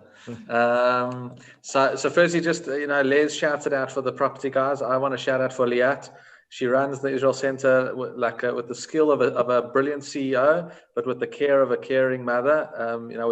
With responsibility and care and love. So thank you. Thank you everything you did for us personally, and thanks for everything you do for the community. You're really an amazing asset. That's not my 20 seconds yet. In my 20 seconds, I'll just say, I think there are a lot of things that in our South African living, we get used to thinking there are certain luxuries that are necessities. And it takes time. It's like you get hit by a storm. When you hit Israel, the bureaucracy, the paperwork, all these aspects can be very overwhelming. But that becomes a distant memory as you settle into Israel and you find yourself. And then there's certain aspects of like basic living where, we didn't know how we would handle without a cleaner. We don't have a cleaner. We were just very clever about the way we do things. And there's a dignity in doing all those basic things and just living life with everybody on ground level, even if you're in a high apartment, and you get used to it. You live with everybody on all those levels, and once you're through the adjustment, it feels normal and good. And wholesome. And then I'll say, things are organized in Israel, so you might have to sustain the sniffles a few days, but the bureaucracy and all these things, you get through it and you work with it. Something that I lived in Israel for many years before I made Aliyah, when I was doing smicha. And there's an amazing shift in the bureaucracy. I think because high-tech has been so strong, there's been an influence from the outside, of Israel mentality and outside of the Middle Eastern mentality, which can sometimes be harsh. And I sometimes found myself, I was being, more aggressive with the Israeli clerk on the other side, who's now made a shift over the last 10 years. And there's more of a system. You're not waiting in lines endlessly, but there's an app before, your My Visit app before you go to any government office that you put in your, appointment, and then you get there. So that's been a positive shift in terms of the bureaucracy. You don't have to feel like a friar every time. Think about having the important things in place, and then come with an open mind and ready to work hard. And please God, then you'll see the bracha from Shamayim and feel the kedusha in this incredible land. Thank you. Liron, now I know I should never have asked the rabbi to speak for 20 seconds. I gave you a disclaimer before. Churchill said, right, that if you want, I didn't have time to write you a short answer, so I gave you a long one. Yeah. Thank you. Michael Sweden, last word from your side. So just if anyone wants to continue the investigation, or just have interest, or hear from people living in Israel or preparing to make Aliyah and what's involved, there's lots of little things that often can be helped from a very honest community online. And Liat, Israel Center, Telfed, a lot of organizations use it. So if you do want to look into that, you can email. I typed it there in the chat line, type email@gmail.com, and then obviously you can be added. And that's even if it's just interest for somewhere far down the line. But the last thing I would just say is that it also depends on whether you're going to family or you're not. I think it's really important to try and lean on family if you're close to them. But what's nice is that even if you're not going to a place with family, you can go to a place like Tamon, which has an amazing community. People are very helpful and similar-minded, and you can also break out there and meet lots of interesting people. But what's fantastic is that you choose the people that you want to be with and be close to. And they've even actually brought the shul from South Africa physically from Petersburg, and have a fantastic similar kind of experience here. And you can have that with gardens, and we brought our 2 dogs and so on. But just remember that you don't want to move again too quickly. It's very traumatic, the Aliyah experience. So a lot of people do sometimes think, oh, I'll make Aliyah, then a few years later I'll move. It's quite hard to do that to little children. So I think just plan for maybe the long term. That's also quite helpful. And always maybe spoil yourself in the first year, because it is difficult. So don't feel too scared to maybe rent for something a bit higher than you would normally. Ina, I'm failing miserably in keeping people to 20 seconds. Maybe you can do better. I know, but they've got so much content. It's so rich. And I even wanted to ask Benita, because I know we also like the things that we haven't mentioned in Israel is the transport system, the public system, the freedom that the children have, the fact that children go places themselves on public transport, things that South African children are just not used to at all. So I did want to ask Benita about that and her lads. I'm going to give her a little bit of extra time. Okay, I'll keep it as brief as possible because it is a huge factor. If I have to look at the joys out of our Aliyah so far, it is the freedom, it's the walking around, the cycling to different chugim, which are the extramural activities, and just this incredible independence that the children enjoy. It's still, today, we still marvel at it, even though we're coming on to almost 4 years here. Also, I want to mention the Ra'anan community, the welcome that we got here. And yes, it's in Telmond and Modi'in and other places as well. It's so important. And these other communities from the north to the south, it's so important to be in a community that is welcoming. And that was an enormous part of our happiness from the get-go. And that was a lot easier, admittedly, before Corona than now. I think people who came post-Corona, it hasn't been as easy to integrate into the community, but enormously grateful for that. The other thing I just wanted to add is I think the importance of anyone coming here knowing you've got to potentially reinvent yourself, find work that may be similar to what you were doing or something completely far off, but at least it's work, is a mindset change that really does help if you get that before you take off. And then the last thing is just knowing that there are a lot of us who are on this journey here, and I think the joy of it here is that we're all on the same journey, some of us for 30 years, some for only 3, and some really have been here for 3 months, but we're all here to help each other. And to that end, please, if you can contact us anytime, day or night, we are ready to help with any kind of information, personal questions, maybe people didn't want to ask on the group, but we are available 24/7 to make anyone's journey here or even just look-see trip as easy as possible. And b'hatzlacha to everybody. Thank you very much. Benita, will you put your details in the chat, please, and people can contact you? With pleasure. Thank you. Great job, guys. Thank you so much. 26 years we've been friends. Great job, guys. Since our dinner in Durban. I don't know if you remember that well. I remember it well. You can never forget a dinner with you, Howie. I remember it very well. So Dina, that leaves us with our 3 property experts. What are our chances of getting Ari, Julian, and Herschel down to 1 minute each? I'll do it in less. Cool, go for it. Okay, so first I want to thank everybody. Like Benita said, it was very important. 2 points. A, we at Hull try to walk you through the whole process, and it is challenging. We of course have projects all over the country, from the north till the south. I agree with Liat. The other places in Ra'anan, Modi'in, and Telmond, much more affordable and much more with the advantages as well. And the most important thing is when you decide to jump into the water, do it as early as possible and with the people you trust. Thank you very much. Jules? I'm going to tell a quick story. A friend of mine came to Israel, a couple just before Corona, to open a bank account. I took him to the bank and he walked into the bank. He had an appointment and he started talking to somebody who was standing at the door. Asked him, my mate was asking him questions about the banking system, about what kind of bank account to open, where he should be invested. And there was a from guy with the yarmulke on, and he found out that he was talking to the security guard and not the bank manager he thought he was talking to. So that's Israel. Everyone's going to offer you advice. They might not always understand you, but it really is a place where it's an incredible safe space for Jews.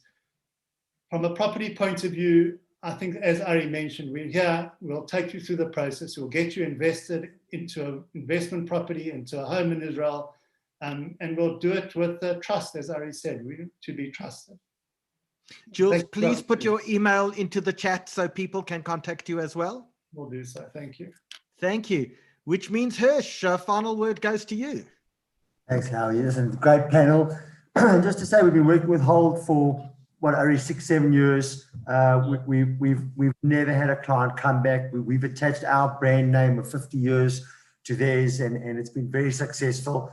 Once again, just, you know, the perception on getting to the Israeli property market, my feeling is if you can get into the market now, even for 5 or 10 years at entry level, you're into a market that is generally very strong. and you'll build up some equity. When you get to Israel, you'll take what you've got and you'll use it to upgrade somewhere else. Dina, thank you so much for putting a remarkable evening together. I think it was so informative. There's so much additional information that people need. We'd never got onto the tax status of Olim and what happens with Olim when you arrive there, because I believe they're tax holidays. But there's so many questions that we just are. It's been 2.5 hours. It's been impossible to get to everything. There's been an amount of information. I think people have learned a fortune, but as you say, there's still so much more to learn. But I think we've got the experts. Everyone's put their details in the chat. So everyone's free to contact those people, to ask the questions, to find out more. And I think it's a great start.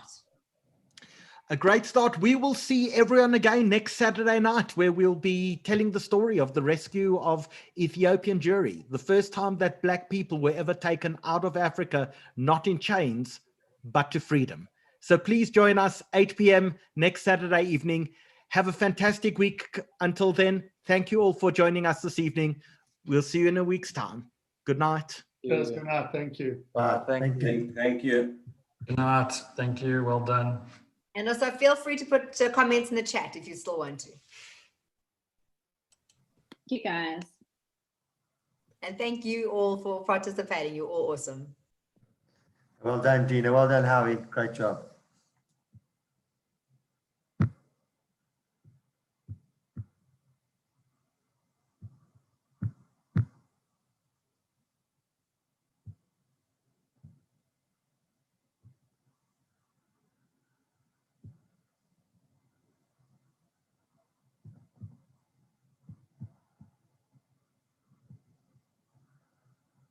In the bedroom, I think my brothers and sisters, we used to fight a lot. And over food and over the space where we.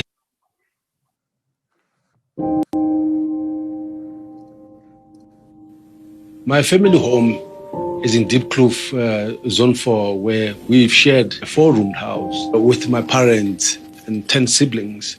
The boys used to go and sleep in the kitchen, and the girls would sleep in the dining room. And obviously, my mom and dad in the other bedroom, and my older brother in the bedroom. I think my brothers and sisters, we used to fight a lot. And over food and over the space where we have to sleep. I remember coming in drips and drabs from playing football, and my mother's been shouting for us to come and eat. There was nothing better than coming home after playing football, especially when you can smell your mother's cooking. I mean, that's the best thing ever. Having left South Africa to go to Bophuthatswana, you know, there's not a lot of trees, not a lot of houses, but from a distance you can see a boy heading in cows. I was spotted in Bophuthatswana, ended up playing for the mighty Amakosi, and later on, after a few years, got an opportunity to go to the Premiership and join Leeds United. I think it was once in a lifetime opportunity for me and for my family. My wife got sick. When we got home, she got worse and she never really recovered. We had to stay at home where there's a lot of support. All those memories flooding back where we used to share this house together as siblings, as a family. And those are the things that we value most. I've learned to see life in a different perspective. I mean, I've had a lot of homes in Bophuthatswana, in Leeds, but there was nothing like coming back to my original home, which there was love and passion.